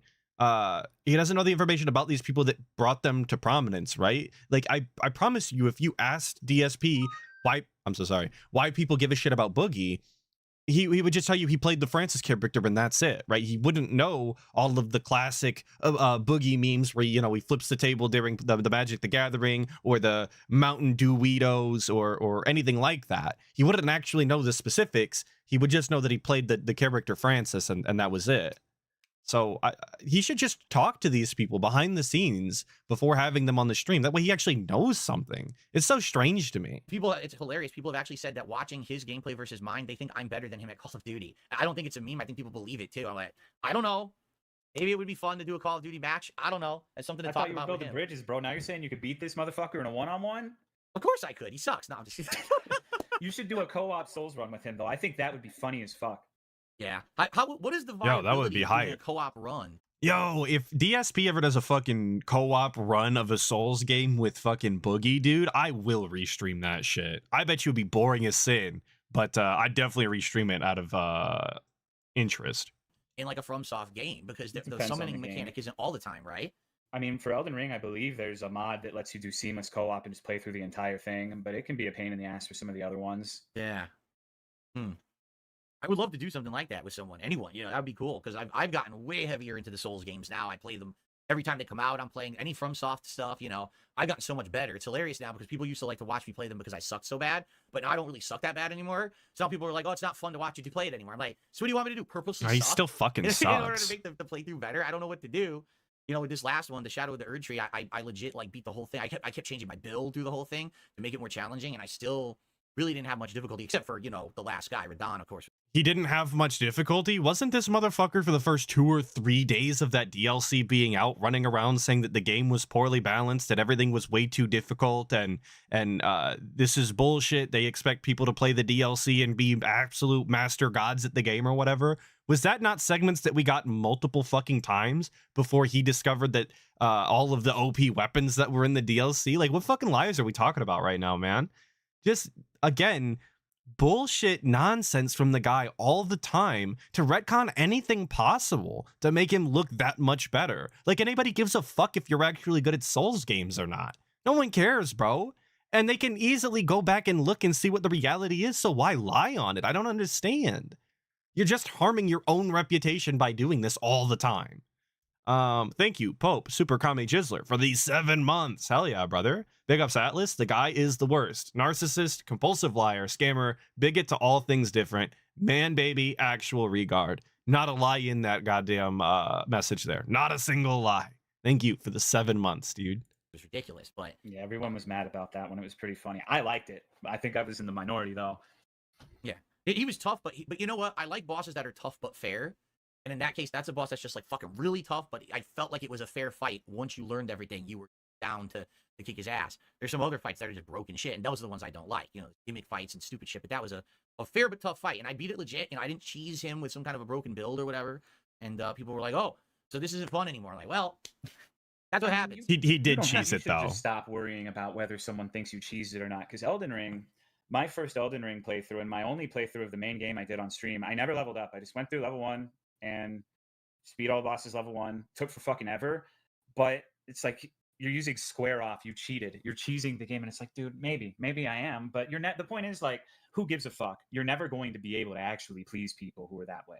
You're right. So you just got. Oh, Well, okay, let's be fair here. If you're doing a soul level 1 run, you're literally never leveling up. I think you're allowed to cheese the game. I think the expectation that you would do anything other than that is kind of wild to begin with. Like, unless you're like a Lobos Jr. style, I fair assumption that if you're doing something like that, you're cheesing. Just I very much know that from I experience. don't really think it's now, 'cause, apples you to know, first that's apples, what it but was. it's Oh, fine. you suck, get better. So you get better. Oh, well, now you're not. This isn't entertaining anymore. So you wanted me to suck? Like, I don't get it. And then you do the build. Oh, that build's cheap. I think it's funnier when someone's bad at those games. Personally, Sure, absolutely, I agree with you. And you know, but then they asked me to play them all, so then I'm eventually, of course, I'm gonna get better at them, right? You know, and what are you gonna do? And then use a build. Oh, well, that build's cheap. Okay, I'm gonna purposely change my build now because you said that's cheap. Oh, well, this build is cheap too. It's like, fuck off. At this point, it's like I'm just gonna play the game, and you know, you're never gonna be happy. The goalposts will never stop being moved. So sure. I mean, that's not a you thing though. That's just how people who watch Soul streams are, in a broad sense. So I wouldn't be too burnt up about that. It doesn't matter who you are. They'll get mad at you for playing the way they're not, or a way they're not playing. Sure. So I had a great time with you. We're getting to the end of our time. I told you it would be about 90 minutes, and I don't want to keep you too long. Sure. all right. Is there anything particularly you'd like to Timekeeper, talk about near the DSP. end? Or what I'd like to do is, obviously, I want people to know about you and what kind of content you make over on Twitch. You want to talk about that at all? No, not really. I don't think there's a lot of overlap in our audiences. I play dumb shit. I What find, a like, the worst indie games ever. Fucking Chad, bro. I love that for Tolo. I really do. Do you want to know where people can find you or what you're up to? Fuck no, bro. None of your dents need to come over to my shit. They don't need to find me or know what I'm doing. We don't have any overlap. Your fans are not mine. Based. Absolutely based. For some of them are good, but That's fun though. Like, I just like you play know, like I've never had the ability to do that because I wasn't a PC gamer until a month and a half ago. Now I have a gaming PC and I can play all this silly shit, and it's fun to be able to like dabble in random stuff. You know, I like that. no, appeal. you don't understand. I I'm mean, talking like- actually, when you think about it, that makes so much more sense when you know that DSP is slow to act on there being PDFs in his chat. Like, it actually does make a lot of sense that Tolo would not want them types over there because you never know how many more there could be that DSP has not acted on. dog shit. I'm talking My Little Pony horror games, like on itch.io. I'm talking about fucking Dora the Explorer horror, like the worst shit you've ever seen. And then every once in a while, there's something really good. Like, you know what game would be awesome for you to play? What's that? You should play Fear and Hunger. That would be. Don't that do would that. Be, Don't do that, Mwah. DSP. Please you Someone don't do should mentioned look that. that up. Yeah, someone mentioned that game to me. It sounds familiar. Is it a horror themed game? Yes, and I know you're a sucker for those old turn-based RPGs. It is a turn-based RPG. I think you would get a kick out of it. Huh. I'll have to look into it, especially with October coming up. And I always do like a Halloween marathon. Maybe I could play it during then, give it a shot, and see what it is. Cool. I think that would be very entertaining. But you should try to look up as little about the game as possible. Okay, don't spoil myself. Got Yeah. it. So, okay, let me ask you this. With the He'll kind get of banned gamer if he that you doesn't are, use the censor mod. You know what? I didn't even think of that, but I think that I do believe that's true. From what I've seen of that game, you would have to have a censorship mod. I'm going to be honest with you. I don't think that that's not only DSP's style, but I don't think that it's his audience's style either. I think he has no business playing that game. I understand why some of you would want to see him do that, but I don't think that that's a wise idea. the fact that you play so many random games. Do you have like any games coming out in the next few months? Like this is the biggest gaming season of the year, right? Like all these fucking giant games are coming out. Are you actually even interested in any of the new games coming out in the next few months, or are you just like No. into the like indies formula that's just your thing? Nope, don't give a shit. I don't know. Most of the time when I play games now, it's just on stream. I haven't played a lot on my own time, and my audience likes a particular type of thing. Like they would not be happy with me if I started playing, let's say, Call of Duty. They'd be like, "God Right. damn it! Like, why the fuck are you playing this shit, you idiot?" Because it sucks. So it always has to be some new weird thing I find. But That's the cool thing though about your channel is that that's a niche, dude. That's a good niche to be in. While everyone else please is always... don't use that fucking word. My fucking stream Oh, paid no. for a cameo of Boogie saying like, "Tolomeo, find your niche," and they did it for my Oh. birthday. And you want to know the most fucked up thing too? Me and Boogie have the same birthday. You know how that Oh, makes me no. fucking feel? And there's another All streamer right. who shares our birthday, and his name's Arcadum. And he did the worst thing you can do on Twitch. He actually had everyone abandon him because he tried to like sexually assault VTubers in real life, like giving them like a back Oh. massage. And so nobody good was born on that day. Oh, Like, no. All Dude, right. you gotta own the day then. You gotta be like, nah, it's my day. Fuck everyone else. I don't 'cause fucking know, dude. That's a lot of weight to get through between the two of them. Holy shit. Holy shit. All right. So okay. I won't That's use how the I word, feel. but All right. That's, Can we that's move a on? good I don't angle give a for fuck about content, this. is to be the guy that's not going to be doing the mainstream shit. You're going to be going out there playing the weird stuff, and you're successful at it, and that's something to be applauded in the current climate where so many people who are doing content creation are just about being commercial and playing the big game and getting a fucking sponsorship for playing the big game shit. And you do your thing, and you're cool doing it. You're successful doing it. You're That's cool, to be applauded. And, Tolomeo. just I last love night, you. okay, Please I wanted come to- I was back to my curious what you were up to, and content. I went and watched your archive stream of you doing. I don't know what the name of the game was. But Please the come back axes, to my you're running all over content. the place.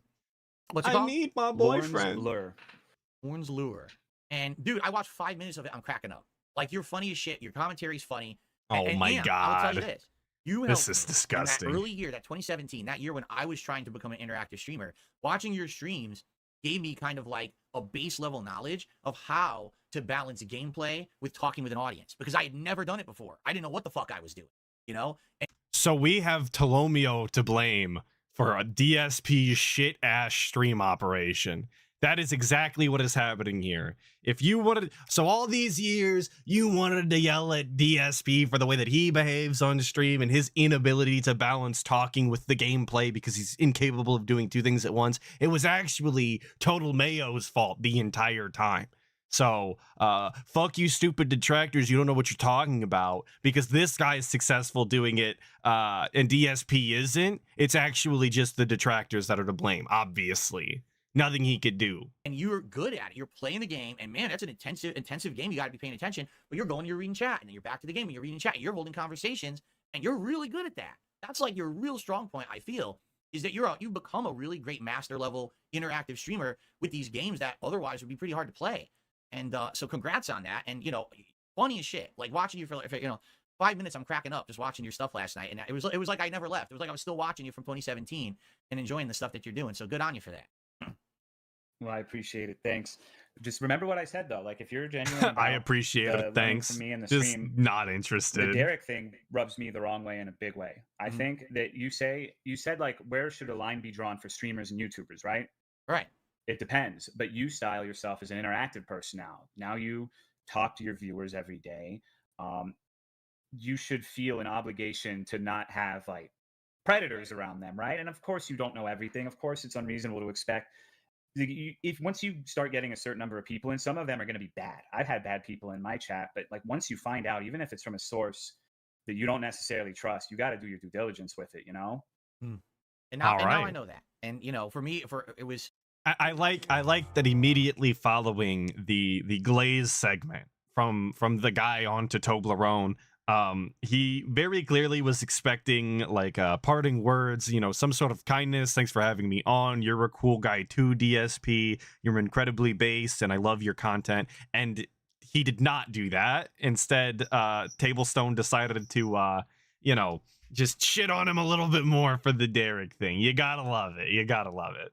For me, it was always Yo, and Waveman with the 2 months. 2 months. Yeah, he's good at moving his own goalposts when it suits him, but God forbid that others do it to him. Well, the shit that pisses me off the most about that is that he will often say that people are moving the goalpost when all they're actually doing is clarifying all of the lies and telling you where the truths are, so that you know that DSP never actually got into the goalpost to begin with. But that's what he qualifies as moving them. If you just dismantle his play to get to the end zone in the first place, right? So thank you for the 2 months. I appreciate it. being on the defensive, and that's my fault. It's being so defensive because it's coming from a detractor. If it had come from literally anyone else first, I probably would have looked into it. But the fact that it came from the detractors first, I go into defense mode. I get into my fucking turtle shell. And it's like, nah, fuck this. I'm not going to pay attention. I'm not going to pay attention. It's like almost like a thing with me. Like I'm purposefully not going to pay attention because that would give them something. But in this case, that was the wrong thing to do. And I acknowledge that now. I made a mistake. Apologize to my community. You know, again, here, I'll do it this way. Thank you to whoever it was who looked into it and exposed it. Big It was prayer the right thing hands. to do. And thank you for doing it. Alrighty. That's good. See, you just gotta, it's baby steps. Obviously, you know, people are not gonna be like, oh yeah, Phil's turned over a new leaf because of that. But you gotta, if you want to be better, you just gotta keep doing stuff like that. Just gotta keep trying. Just gotta keep improving. Be thankful for the people who pay your bills. Make sure, like maybe you should do like an event every once in a while where you turn all of like this, none of the fucking bullshit about like vests and hats and goals. Just no money. Hell just yeah. have like I Pure don't goals, know, stop, do please. a community night or something like that. One time you played World of Warcraft and everyone was fucking you for like 3 hours. And you think you'd be able to laugh at something like that now? Here's the thing, as long as that's the case, yes. Like if we know that's the purpose of it, like the fuck with Phil night, sure. The thing that upset me about that, because it was a event where people had paid to see it happen. If I remember, maybe I'm misremembering, but I think what it was like early on in my Patreon.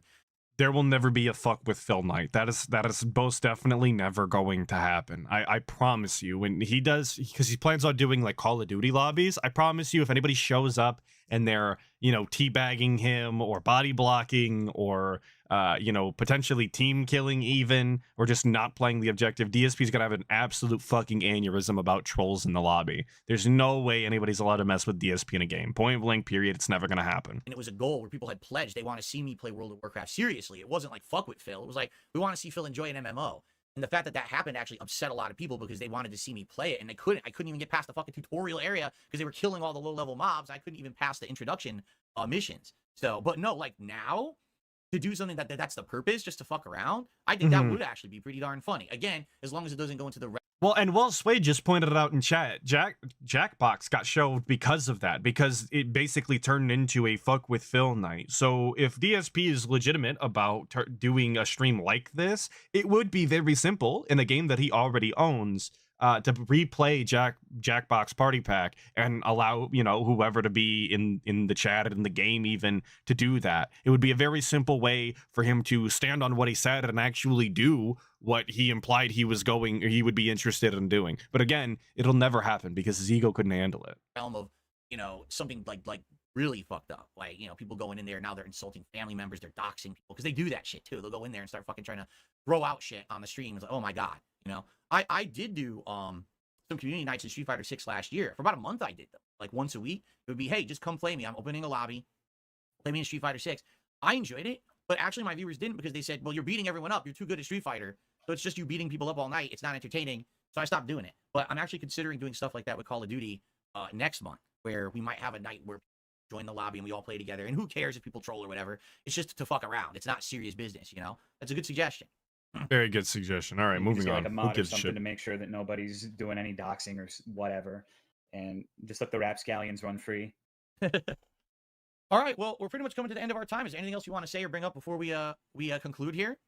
No, not in particular. I think that's everything from my side.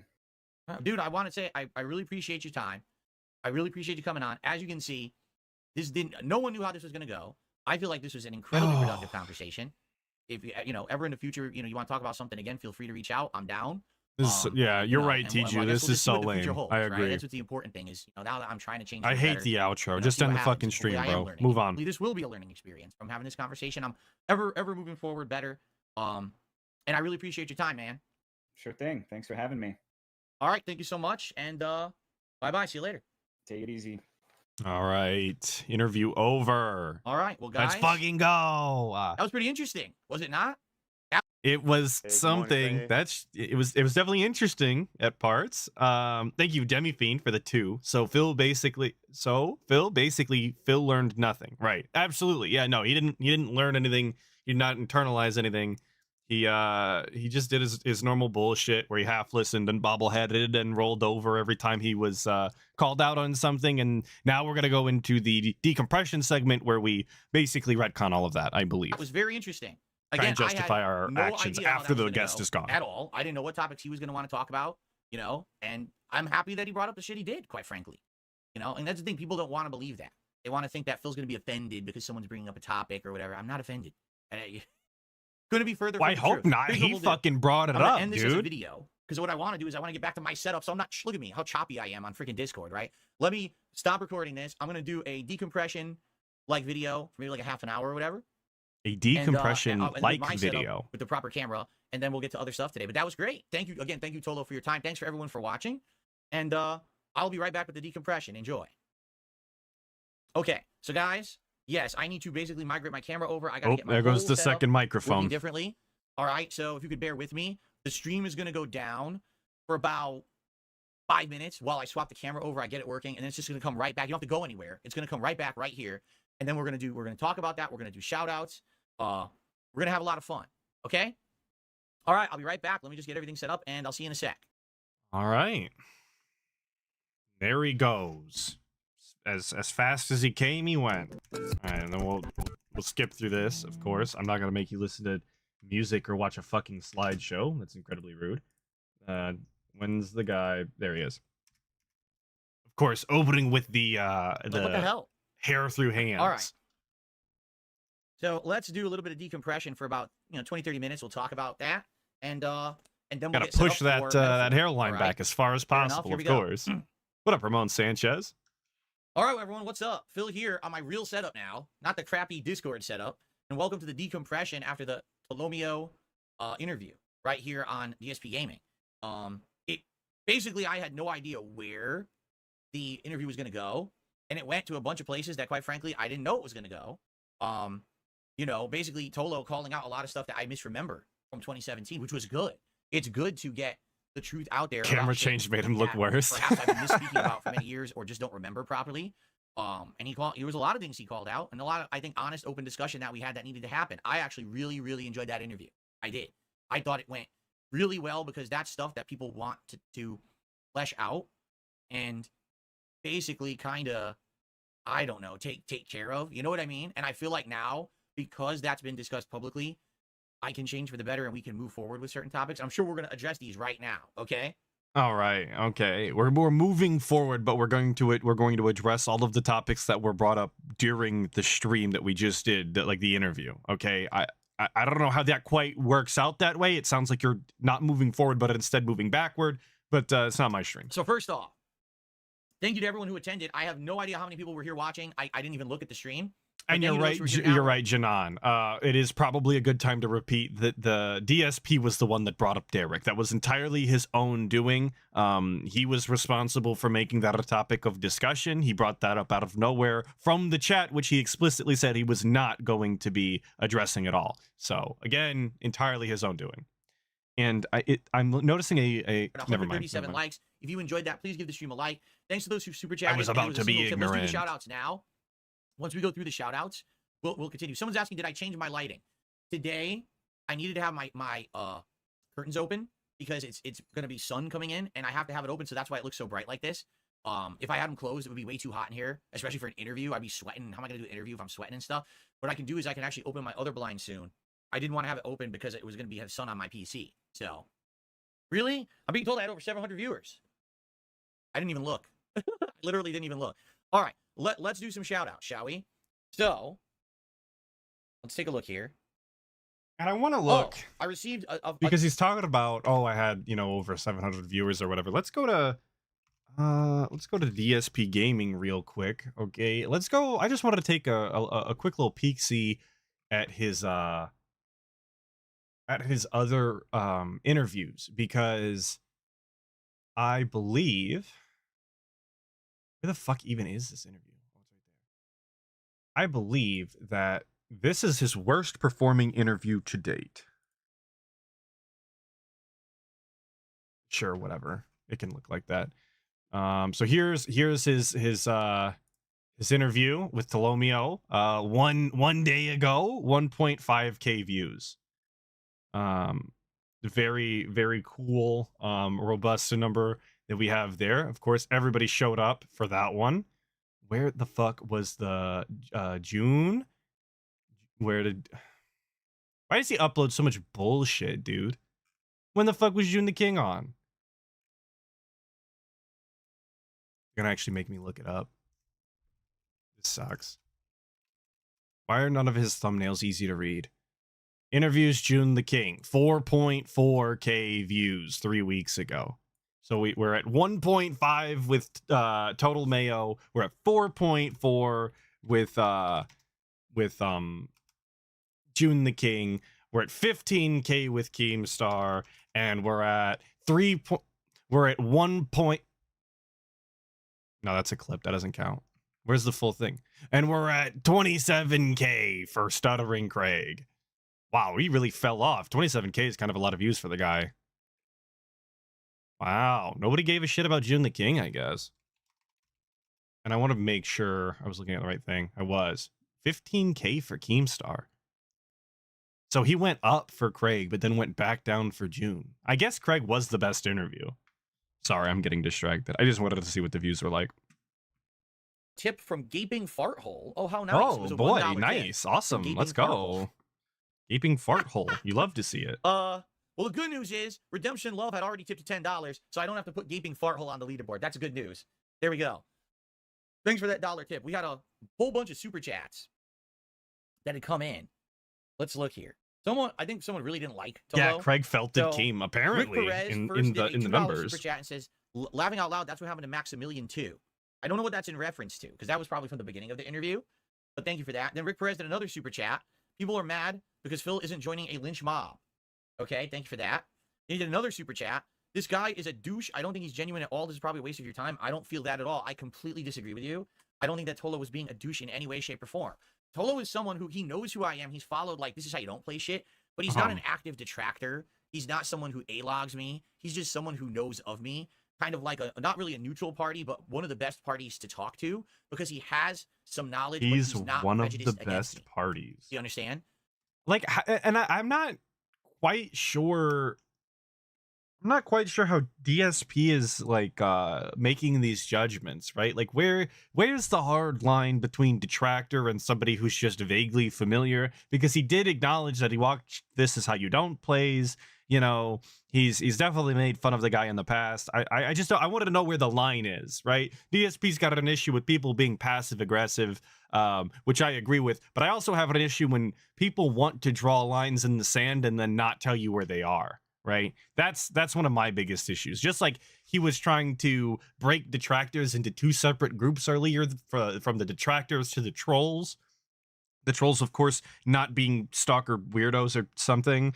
And I wanted to know where all the lines are so that I can, behave myself accordingly. And DSP's just not giving that sort of information, which is very cool and totally doesn't attribute to more people not liking him and going out of their way to being mean to him, of course. So having a conversation like that was good, because it was better than just talking to someone who knows nothing, but it's also much better than talking to someone who's like heavily invested in, you know what I mean?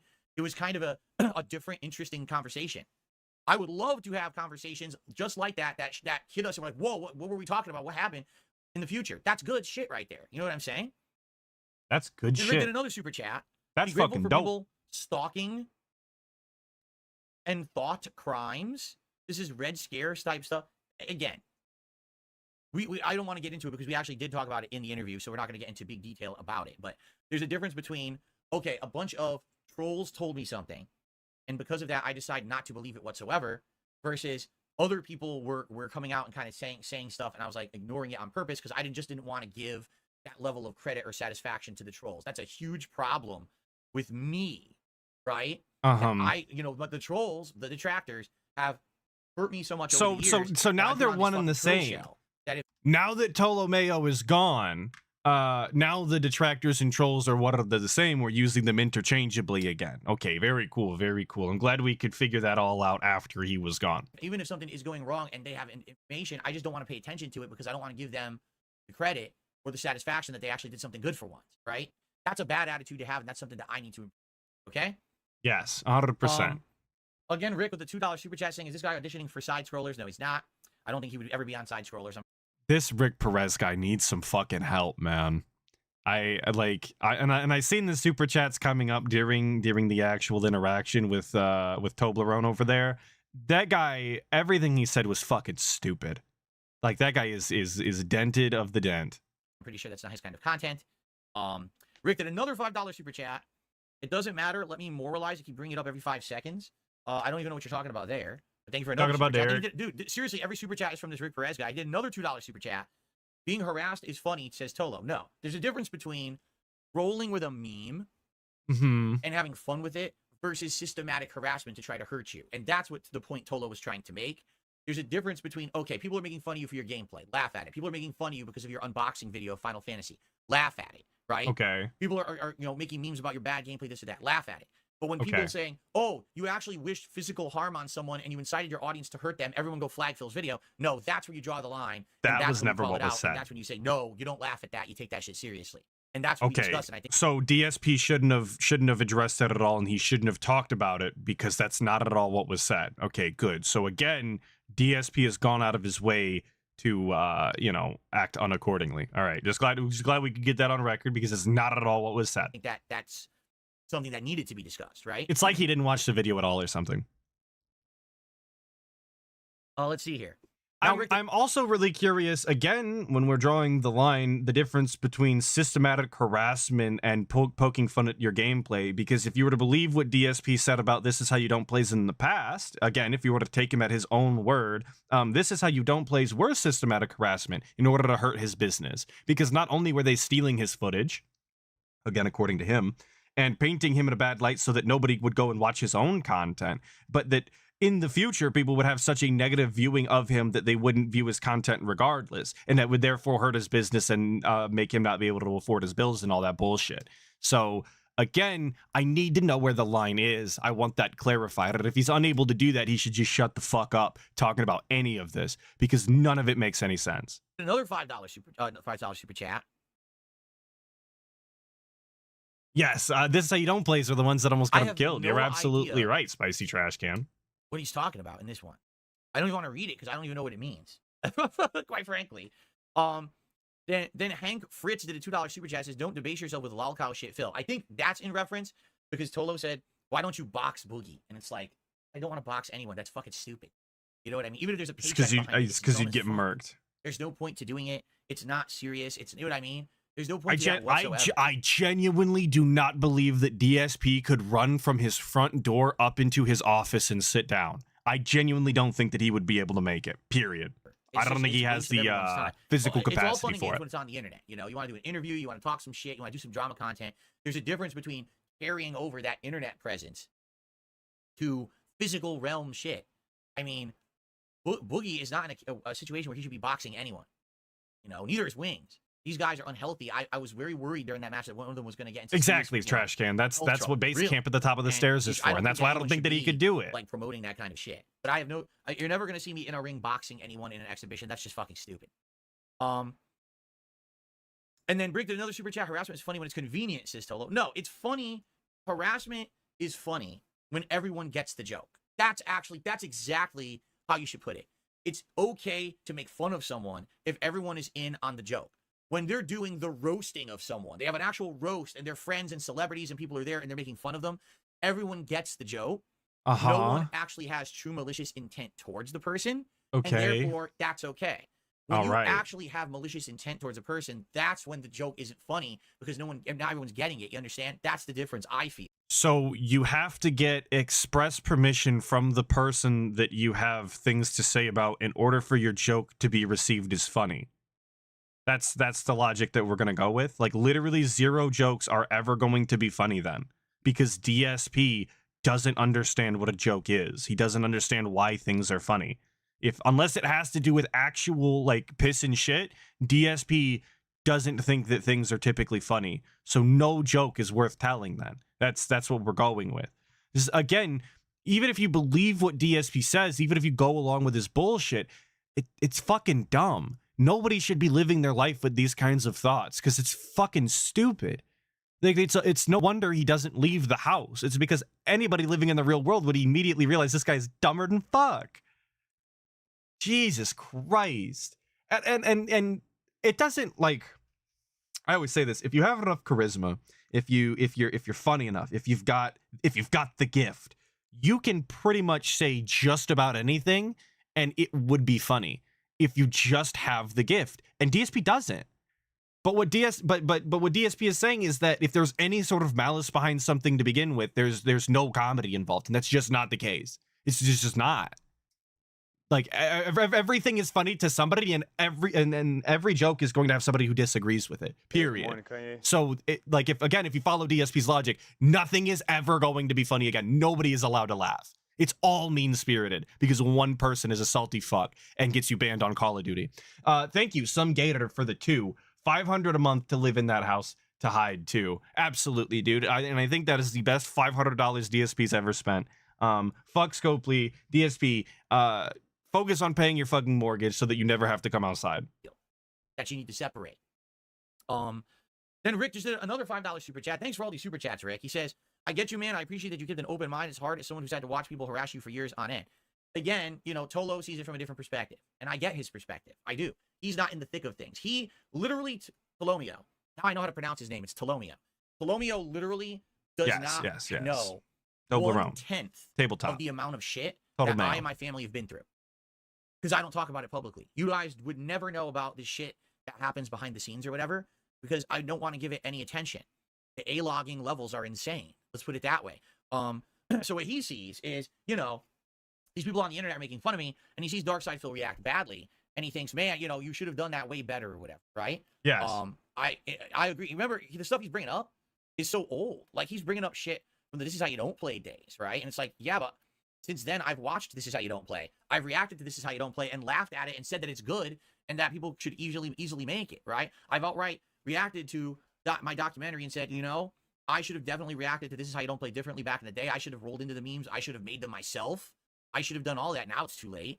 But, you know, John Miggle, you're right. I was letting him cook. But why didn't he say all of this to Tolo when he was on the interview? This is absolutely coward behavior. He had the opportunity to tell this person to their face, the things that you're mentioning, I've already corrected.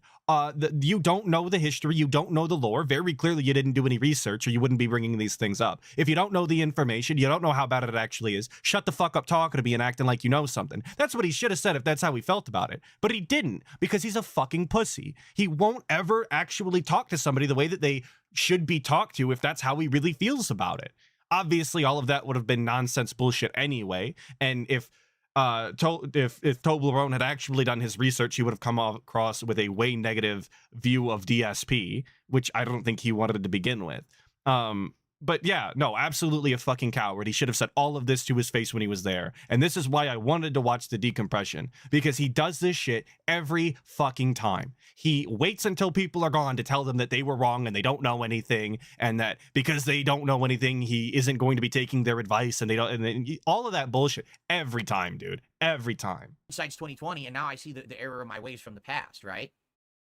Okay, so I'm curious. What do you guys want to talk about based on that interview? I've got some ideas of things that I want to clip out of it for later, you know, rather than have people watch the whole 90 minutes. But what do you guys actually want to talk about now that that's over? Tag me in the chat. What topics do you think are important to discuss now that we're counting down? This is going to end in about 20 minutes because I want to get to the metaphor demo today. Let's see what you guys want to talk about. 672, that's on me. 672 says, you mentioned more than once you would have taken the Derek issue more seriously if you weren't only the detractors bringing him up, but regulars, including myself, brought it up. The problem is that this is my problem. This is not your problem. This is my problem. Okay? Basically, Oh, I have to update top super chatter, and it's Rick Perez. Okay, we have basically, to do that right now. Because the detractors brought it up first. Okay. Lowercase W for 672. Because the detractors. Hey, give him credit. Give him credit where it's due. If 672 deserves a fucking W, please give him the W. No taking sides here on this one. If you think he deserves a W, give it to him. Put it up first. All right. It immediately ingrained it in my mind that number one, it's not true because everything they say is false. Right. That's not correct. But that's what happens in my fucking head after being conditioned for over a decade to be beat up by these fucking people. That's number one. Number two, the fact that if I had looked into it, if I had confirmed it myself, I'm giving my detractors ammo to work with future stuff. Like 672, you brought it up, so I'm going to use this as the example, and I hope you don't take offense at this, right? Because you were the one to speak up about this. So, go ahead. The Derek thing, right? Yes, sir. It comes up, it's realized, okay, I look into it. Oh, God, it's true. I ban him. So 672, the next person they go after is you. And they look into your past. Now, this isn't true. This is a hypothetical. Okay. They find out that 10 years back, you used to shitpost online. You used to harass women, or you used to do like stupid shit, conservative shit that people don't like now in the common day, in the common climate. And now they blow it up. Did you know that this guy was this and he did this and this? So I just wanted to, we're conflating conservative shit with stupid shit outright with no clarification. Okay. All right. Kind of a strange take coming from DSP, who is a kind of based individual in certain aspects. If you get what I'm saying, you get what I'm saying, right? So, okay. Yeah. Would you like that? Because you would be the next target. You understand? So, I mean, with that, like 672 brought it up. We're gonna use 672 as an example. If those were things that 672 was doing in the past, he should probably disassociate with the name that he was using and move on and be somebody else if he doesn't want to be held accountable for his actions. Now, if that was the case, if 672 was doing those things, if he was harassing women online, again, why is this somebody that you would want to have in your audience? If you looked into these things and you saw that he was being let's take the extreme and say that he was being racist online and harassing women, why would you want that person there? I'm only asking a question, right? Like it's not proving your point. In fact, it's doing the exact opposite. So because you give them the little inch, they take the mile, right? So what's to stop them from now to say, we want to investigate all these people who are regulars in Phil's content to see if these people are fucking bad people? And here's the thing. There's a difference between we found out all this shit about Derek, correct? We did. And, okay, fair enough. But what happens is it's going to happen like what happened to me. Originally, what happened with me was, okay. Oh, so, fuck's sake, Grandpa. FYI, okay. Your gameplay sucks. This is how you don't play. Then it becomes your attitude sucks. This is how you don't stream. Then it becomes your business sucks. This is how you don't run a business. This is how you don't spend your money. This is how you don't play this game. This is how you don't do that. And that's then it becomes the same as the first one. And it gets to the point where nothing is good enough, right? So because you're not good enough. Like, dude, like the actual fucking whole picture here, if you zoom all the way out, if you separate all of the, like, if you put all of the trees back in the fucking forest, the entire idea is that you fucking suck and you're not good at anything. Every aspect of what you do is fucking subpar every time. Yes, sir. That is the point. Absolutely. He's finally figured it out, right? Thank fuck. The light bulb is finally on. The electricity has decided your house now has power. Fuck's sake, man. That was the conclusion he was supposed to be coming to the entire time when people picked apart every single thing that he does. And they constantly point out every single way his stream sucks, his business sucks, his spending is abysmal and honestly a joke, right? His attitude is fucking terrible. That's what he was supposed to be getting the entire time. And it's taken 16 years for him to fucking figure that out. And that is crazy. In this case with Derek, it was absolutely awful, right? And the right thing to do was to get rid of him. We all agree with that now, right? But the next thing might be not as serious. It might be, something you posted 10 years ago, but people really don't like it today. Got to get rid of that guy. Oh, you look at this shit. Got to get rid of that. And then it just becomes this fucking witch hunt. This is DSP gaming, not, DSP Salem, where we're gonna do witch hunts on every single person who comes into the stream. Yo, shout out and says witch or does hunts. something, and then people gotta look into them and find out all this personal shit about them. That's fucked up. That's beyond fucked up, right? Is That's it? the level that it goes to. I'm gonna run that back. Go to Bohm saying real quick with a 5. Thank you so much. Derek was stupid enough to use his legal name and face for all of his accounts. If you don't do that, you're harder to find. Absolutely. Please don't use your real names online. Period. Just don't do it. You're goofy for doing it in the first place. Don't be like Derek. Just come up with a username. Now I'm gonna run this back because I want to hear this. I want to hear it all the way through. You look at this shit, you gotta get rid of that, and then it just becomes this fucking witch hunt. Okay, This witch is hunt. DSP Gaming, not, DSP Salem, where we're gonna do witch hunts on every single person who comes into the stream and says or does something, and then people gotta look into them and find out all this personal shit about them. That's fucked up. That's beyond fucked up, right? But that's the level that it goes to. So you have a point, 670. Is it beyond fucked up to click on people's profile picture or to click on their profiles online? That's actually the question. Is it beyond fucked up to check out somebody's profile? If your answer is no, as it should be, because I mean, if you make your profile public, that's on you, boss. If your answer is no, then every fucking stance that DSP has just taken is completely moot and a waste of time. And I think that any logical human being would arrive at the answer being no. So You're right. glad we It could wasn't waste just all of that It time. wasn't just detractors that brought up the Derek thing. But at what point do you draw the line and say it's just going to get worse if we entertain this? Now, eventually I had to do something because it reaches the boiling point, right? I'm reaching out, I'm doing collabs, I'm doing other shit, and now those people are bringing it up, and it's like, well, what can you, at this point, The boiling point was people that I was working with were talking about it. That's what the boiling point was. Again, like anytime DSP talks about Derek, he wants to fucking sit there and pretend like he was moving What slowly in because he God, wasn't man? sure because it was coming from the detractors. But if you listen to the fucking words he says, he very clearly demonstrates What that the in only God, reason man? he ever did anything about it was because the people he was working with were saying it to his face, because there was no way that he could ban them from the chat or he could discredit them without actively ruining the working relationship that they have on stream. That's it. And it was the same thing with fucking Brian. Thank you, Master B, for bringing that up. You notice Brian disappeared too, right? Because if that shit were to get brought up on stream, there's nothing the DSP could have done. And that's it. DSP doesn't care about his fucking community. He doesn't care that Derek was into little girls. He couldn't give a shit less. It's because he didn't want to deal with it live. That's it. Vaporware with 5. Thank you so much.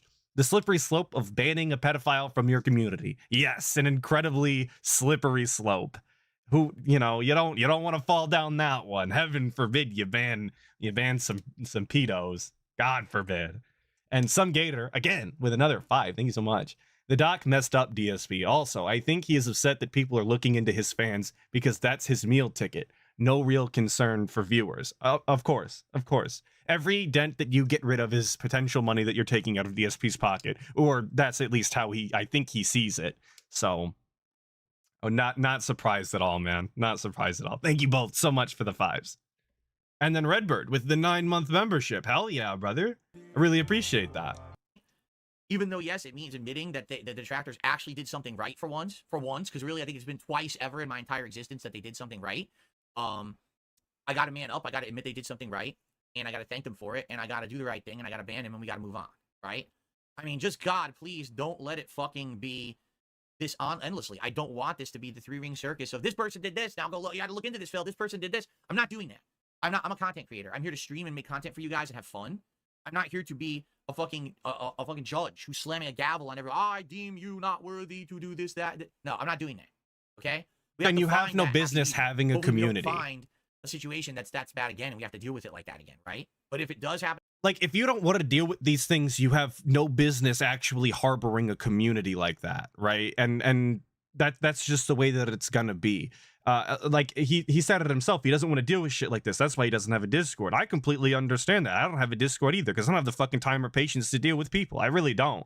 Not that I think that any of you would be, out of your mind or anything, but people do a bunch of lame shit, and that's just stupid. I don't want to waste my time with that. I apologize for not having a community style Discord where you can reach me. But when people bring this shit up to you live on stream, you have to handle those kinds of things. And if you're not willing to do that, then you really have no business having an audience at all. If you're not willing to do the fucking bare minimum of making sure they're not hanging out with fucking pedophiles, bro. But again, I definitely would like to hear from outsiders, not detractors, but outsiders about this shit. Because I'm not going to go stalking people in their profiles and shit to find this out. I'm not. All right. That's fucked up to me. I'm a content creator, but I need to stalk people on their socials and go into hidden private playlists. And Shout shit. out You know what I'm outsider saying? again, dude. Getting all sorts of shout outs in this one. Okay. All right. What else? What else? And by the way, guys, like I said, if you do contribute, I will shout it out. We got about 10, 15 more minutes, and then we're going to switch over to Metaphor and enjoy the demo all day. I'm very excited to see what it's like. Ew. Gameplay. Change is good, but you seem too nice. Apologizing is good, but you've not always been wrong. You need to call it out when you disagree with something. Who said I disagreed with anything? Who said I disagreed with anything? He just did. He said that Tolomeo didn't know any of the lore. He doesn't know what he's talking about, and that the things that he was bringing up were in the past and have changed since then. So all of the things that Tolomeo was bringing up were irrelevant or incorrect. That's what you just fucking said. Whatever. I need All right, people to it's make fine. me see reason, because you have to understand that I've been in a certain situation for a decade. And I've been stuck in that fucking situation. And I haven't been able to see any other perspectives. And I haven't been able to see anything but my own tunnel vision line of sight. Because that's where I was put. I was put in that fucking position by 10 years of abuse. Now I need to break free of that. And I need to start seeing bigger picture perspectives. I need to T-pose. understand what's really going on around me and get that, you know? And that's something that's going to take a while. That's not something that's an overnight change. That's something that's a gradual change. You know? And he's still using this amalgamation of detractors to explain why he is where he is. It's 10 years of abuse. You would think that this guy was like chained up in a basement or something, the way that he talks about how the detractors have trapped him in this position, this unwinnable spot that he could never get out of until only recently, thanks to the good graces of the casino and his new boyfriends. Like, how fucking pathetic are you, man? You're 42 years old and you operate your own business and you can't control anything. What does that say about you and your ability to run a fucking business online? No, a lot of other people don't have this issue. I'm not going to say nobody, because obviously lolcows exist, but like most other people don't have these issues. And I'll tell you for free, the ones that do, they're kind of self-inflicted. Lolcows are, you know, they happen on their own actions. They don't just appear out of thin air. Nobody just decides, oh, this is a lolcow now. No, you have to lash out. You have to react to the stimuli, as he likes to say, you know? Like that's all on your own actions. Don't sit here and fucking pretend like, oh, the detractors put me here. They beat me and chained me up, you know? They forced me at spear point, because that's not what happened. You're a I grown received man. a $5 tip from Big Papa Phil. Last thing on the topic,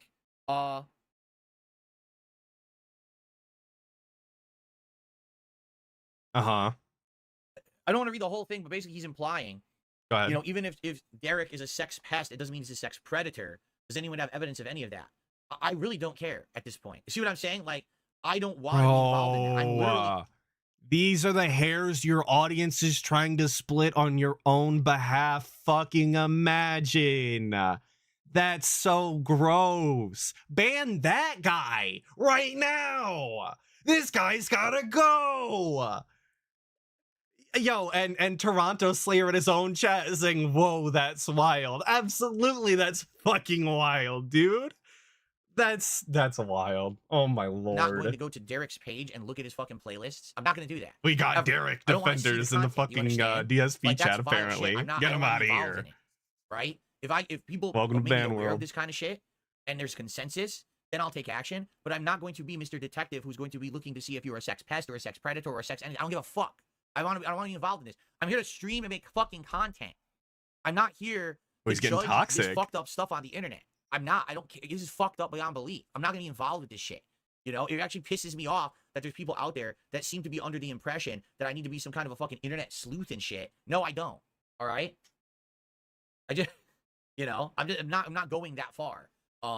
But half of That far, and being an internet sleuth, I want to remind everybody, entails clicking on the YouTube browser 2 separate times. Far too much work for the guy. happily the situation is dealt with. We moved on from it. I'm not putting up with this shit anymore. All right, I'm just not. It's just funny because for how many years right? First it was my detractors for like a year. Then it was other people for like a year. I finally, we take care of the situation. He's gone. Now we got people in chat. Well, you didn't confirm. Well, you didn't do this. Well, you didn't. Fuck you. Really? Fuck you. Yeah. You harassed me for 2 years about this shit. I took the proper action. And now you're gonna. You give me didn't. shit for You it? didn't take the proper No, action. you But can go take ahead. that goalpost that you moved, and you can shove it up your fucking ass. This is, dude.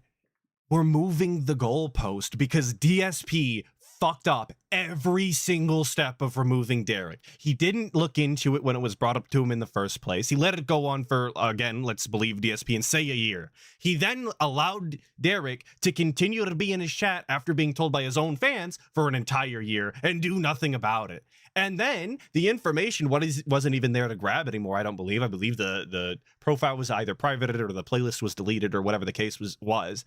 And now he's like, oh, you don't fucking get to tell me that I didn't confirm something. Well, if you would just listen to the people when they originally brought it up to you, you wouldn't be having this conversation either, because you would have just fucking clicked it and looked into it, because that's what you were supposed to do. Every single person who's mad at DSP from every angle in this situation has a right to be mad with DSP because he fucked up every single step. No doubt about it. Every fucking time DSP had the opportunity to do what was right, to go out of his way and make sure his community was as safe as possible away from the sex pest that is Derek, he didn't do that. That's on him. Entirely on him. How about that? I'm done with the subject. I'm not mentioning the guy ever again. As of this moment, there's nothing else to discuss. If something like this ever comes up again, all right, we'll have to deal with it on a case-by-case basis, but I'm not wasting fucking time on this topic anymore. This is a waste of everyone's fucking time, okay? Enough with the goalpost bullshit. All right. But it was okay when Tolomeo brought it up, obviously. He's done talking about it, but I think if there's another interviewee that wanted to talk about it, I don't think that he would stop him because he's a pussy. Yo, big ups Arkham. Hello, All right. hello. What else do you guys want to talk about? Dengar More Green with the Craig. 5. Phil never banned Derek because why would he get rid of his hookup? I don't like that thought, Gengar What if it gets brings Green. it up again? I'll I say go watch the appreciate other the content, but 5. we already addressed it. I'm not here to talk about the same shit a million fucking times. We've already, I've beat the dead horse till it's a pile of fucking flesh that's, oozing all over the street. We don't need to keep talking about the same topics over and over. No, we do not take Jasper Kitty outside because he doesn't have front claws, and if he ever got loose, even if he was on a leash, that would be way too dangerous. Cracker Jacks enjoyed the interview. I'm glad to hear that. All right. We're just going Do you through have them any now. initial ideas about a community event like the World of Warcraft thing? Right now, no. Like I said, the first thing that we were actually talking about was like Call of Duty. Hell yeah, dude. Let me in a lobby when I'm saying that in unbanned. the future, there wouldn't be opportunity for us to do things like he suggested. I'll ban Evade for but I'm you, definitely not gonna be DSP. Let doing me that in your now. lobby. Like, we're so busy. We're in the busiest gaming time of the year. We're going to have to be picking and choosing the games to play. There's absolutely no way that I'm going to be able to be like doing an MMO right now. Fuck is he talking about an MMO for? Anyway. Some Gator with the 5. I thank you so much. I wonder if this is hitting him because this is someone close to him that is now exiled. How much is he thinking he could be next? Fraud, for example. DSP definitely has a very strange, has a very strange relationship with DSP. There's no doubt about that. No doubt about that at all. I can't speak to the validity of him being the plug or, anything like that. But I appreciate the 5 nonetheless. Yes, free the skeleton, please. I just want to play. This one was Call of honestly the Duty. best interview. Why do you think that? Why do you believe that was the best interview so far? Why doesn't he have front claws? Because he was declawed by his previous owners, and when we rescued him, he already was front declawed. Sadly, he had been at the rescue shelter that we got him from for months. People didn't want to adopt Jasper because he was front declawed. A lot of people are looking for like that hybrid cat that can be indoor outdoor. Do I Because think he was Derek front would be declawed, no one was vindictive adopting him. enough to So, like, spill we his don't care about guts? that. We'll keep I him don't as think first so. declawed. No. So No, yeah, I don't sad, we think would never Derek is adopt ever him. going to We never come would've declawed him at come all. forth It's with any awful sort of thing to do to him. information. I received a $1.50 tip from Sarah. Call out false pearl-clutching moral crusades about past mistakes. They casually dismiss your detractors' illegal, harmful behavior as a joke, but they say it's 100% reasonable for you to get canceled and your account suspended for a stupid decade-old joke or roasting someone with blue hair. I am not going to agree with the blue hair thing. That's stupid. Seriously, to make fun of someone with blue hair, you think that that's a bannable offense? That's insane. I don't want to do business on a place where I make fun of someone because they have fucking blue hair. Like the F word thing, sure. That I even admitted as it happened. I was like, oh shit, I shouldn't have said that word. I was drunk, right? The blue hair. Not an excuse. The more and more I watched the guy, especially as of late, the amount of times that he uses I was drunk, I was intoxicated, I was an alcoholic, the amount of times that he used that as a fucking excuse is getting disgusting. It's not an excuse for your behavior. You should be held accountable for everything you do, regardless of what you're under the influence of, because it was your decision to do that in the first place. Fuck yourself, brother. You don't get a pass because you're fucking ignorant and don't know how to behave. It's that simple. Thing is the biggest pussy willow shit I've ever heard. Pussy willow. If you're putting your fucking avatar on the site, Can't just say pussy, I you know, guess. someone can reference the color of your hair, especially because you insulted first. Like, what the fuck are you talking about? Are we all four? That's schoolyard shit. And like I said, that's why. And again, why wasn't he saying this to Toblerone when he was there? This was a topic of discussion, and he definitely did not come into that conversation with the amount of fervor and anger that he does right now, because, as he said, he's a fucking pussy willow and refuses to actually say the fucking things that he means with his chest. He wants to fucking roll over and allow anybody to say pretty much anything that they want, just so that he could talk shit about them or their stances afterwards when they're not there to call him out again. Very, very, yes, very low testosterone Burnell. I agree. Joe Dub with the 2. Free my boy Atlas. Activision, he did nothing wrong. I agree, dude. I agree. Nothing will ever make me smile like getting called a hacker in Call of Duty, but to be banned unjustifiably makes me seethe. I don't want to be on that business. That business is fucked up. Twitch, that is a complete waste of everyone's time to be over there. Really, it is. It's just so unprofessional. I'm not going to deal with that nonsense ever again. Okay. ALT showed that what the blue-haired man said, which wasn't insulting, and Phil banned him and insulted his appearance and weight and called him a moron. I did not see this. I haven't seen that clip in a while, but that all sounds about right. So I believe you and therefore ALT, because I don't think ALT would lie about that. Why would he have to? Let me see something quick. Yes, Joe Dub, he did actually close his Twitch last night, I believe. I woke up to a tweet saying as much. 100,000 follower Twitch account deleted. I really hope DSP never gets kicked off of YouTube. Like, I know you can reopen your Twitch, but like he's making moves out here and I don't quite understand. I also heard that his Twitch was linking to Derek's, which obviously you don't want, but I'm pretty sure there was a way around that other than deleting the whole thing. So $1.61 tip. But it's completely anonymous with no message attached to it, but I want to count it for the stream. Thank you for that. Okay. I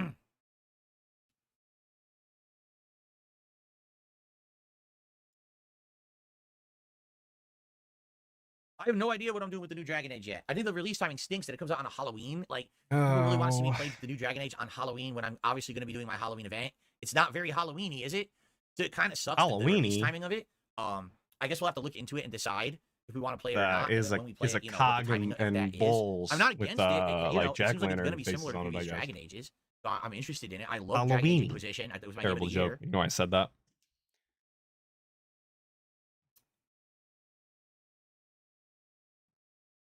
I did play Don't Starve back on the Xbox One days, and I actually really liked it. I thought it was a great game. Who cares? Is there a checkers by me? What are we talking about Don't Starve for? Sadly, no. There's no checkers out here at all, to my knowledge. I think they're more south, like southern U.S. I've never seen a checkers, but neither when I lived in Connecticut nor here living in Washington State. I don't know if I ever played the Trespasser DLC for Dragon Age Inquisition. I have no recollection. Do you guys? Maybe, I'm sure you can search the channel talking for it. about fucking games.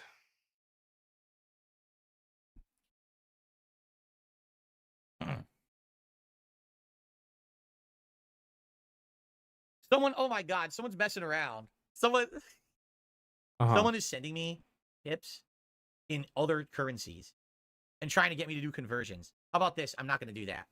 What? I'm literally not. I'm not going to sit here and try to figure out what a currency conversion is. If you want to send me a tip in a currency that I understand, do so. If not, you're just not going to get a shout out. All right, I received a $5 tip though. Yeah, no, Rebsy, absolutely a scam. Why does he think that this person is messing with him by sending a tip in a currency that's not his native? Like, what are you fucking talking about? And then to be like, oh, if you want me to fucking acknowledge it, just send it in US dollars, stupid. Like, huh? What? Okay. Foreigners, BTFO, I guess. In a currency I recognize from an anonymous tipper. Thank you for the $5 tip, whoever that was. Shout out Anonymous for the $5 By the way, tip, for those who but weren't here last night, foreigner we did hit the goal. ban on So site. actually, if we hit the goal on this stream, it would be actually starting up a streak again. We'd be at 2. Now the goals are adjusted. It's $150, and it's between everything. It's between super chats, super stickers, and tips included on each stream. And this goal will carry over to the metaphor stream that we're about to do. Okay. So we're a good head start, 62 and climbing. We're a third in. Thank you guys. Nosy real life says, I'm personally not burnt out on fighting games. I think it's got to be mixed days to play them. Yeah, I think the thing is between not only playing the MVC collection a lot, but now Street Fighter 6 with this DLC coming out, people are burned out. Like the Terry Bogard videos I made did not do good. They No. had like 300 views on them. I'm so happy The that daily Street did not go Fighter's well going to either the on the streams. I wayside. think people were Fuck, just like, it too much sucks. fighting games. You got to do something different. So I'm happy to bring different content. Stop playing and maybe fighting every once in a games, while balance in the preferably. fighting games. Like I think the next time I'm going to play Street Fighter 6 is like maybe like Monday or Tuesday night, and it's just for one night. We'll see. Tag did a super chat. $5. New Zelda's amazing. I've been playing it all morning. I hope you like it. It's a my possibility. God. We need to get through the games I'm playing right now. Stop talking about fucking video Astro Bot and games. Casting a Frank Stone. We're And once we're about done to with those end two, we'll this. determine what's next. And Zelda is a possibility. Don't Zelda's tell Boat I possibility. feel that way about Street Fighter. I I can't know speak he to it. loves Dead it. Rising He loves Remastered is Street a Fighter possibility. Assault. It could never be me. Epic Mickey Remastered is a possibility. That just came out too.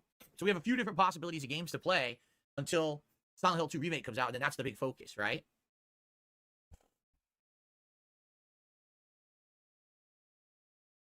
Uh-huh. Okay. Let's see. Blade 2.0 did a $5 super chat. Steam Next Fest starts October 14th. Any plans to download a bunch of Oh demos? fuck, I don't care. Today, would you like some bursts? You jumped on camera. You were very cute. All right, I'm done. I'm done. We're gonna end on the he. I want to shout out everybody for showing up. I really appreciate it. We had a blast. Making fun of the guy watching the interview. Thank you so much. If this was your second viewing, I apologize for toxicity. Hopefully you had a good time. Unlike last week where I lied and said that there was gonna be an Act the King over on WPIG, I apologize for that. I did not check my DMs during the stream. An ALT DM me during the stream. There will be one tonight. Hopefully I'll see all of you there. I'm fucking still debating doing a react tomorrow. I don't know what the plan is. I might have to do something else. I don't know. Don't yell at me. I'm tired. I'll let you know by the end of tonight. Thank you so much for stopping by. Until next time, be safe. Have a good time. Bye.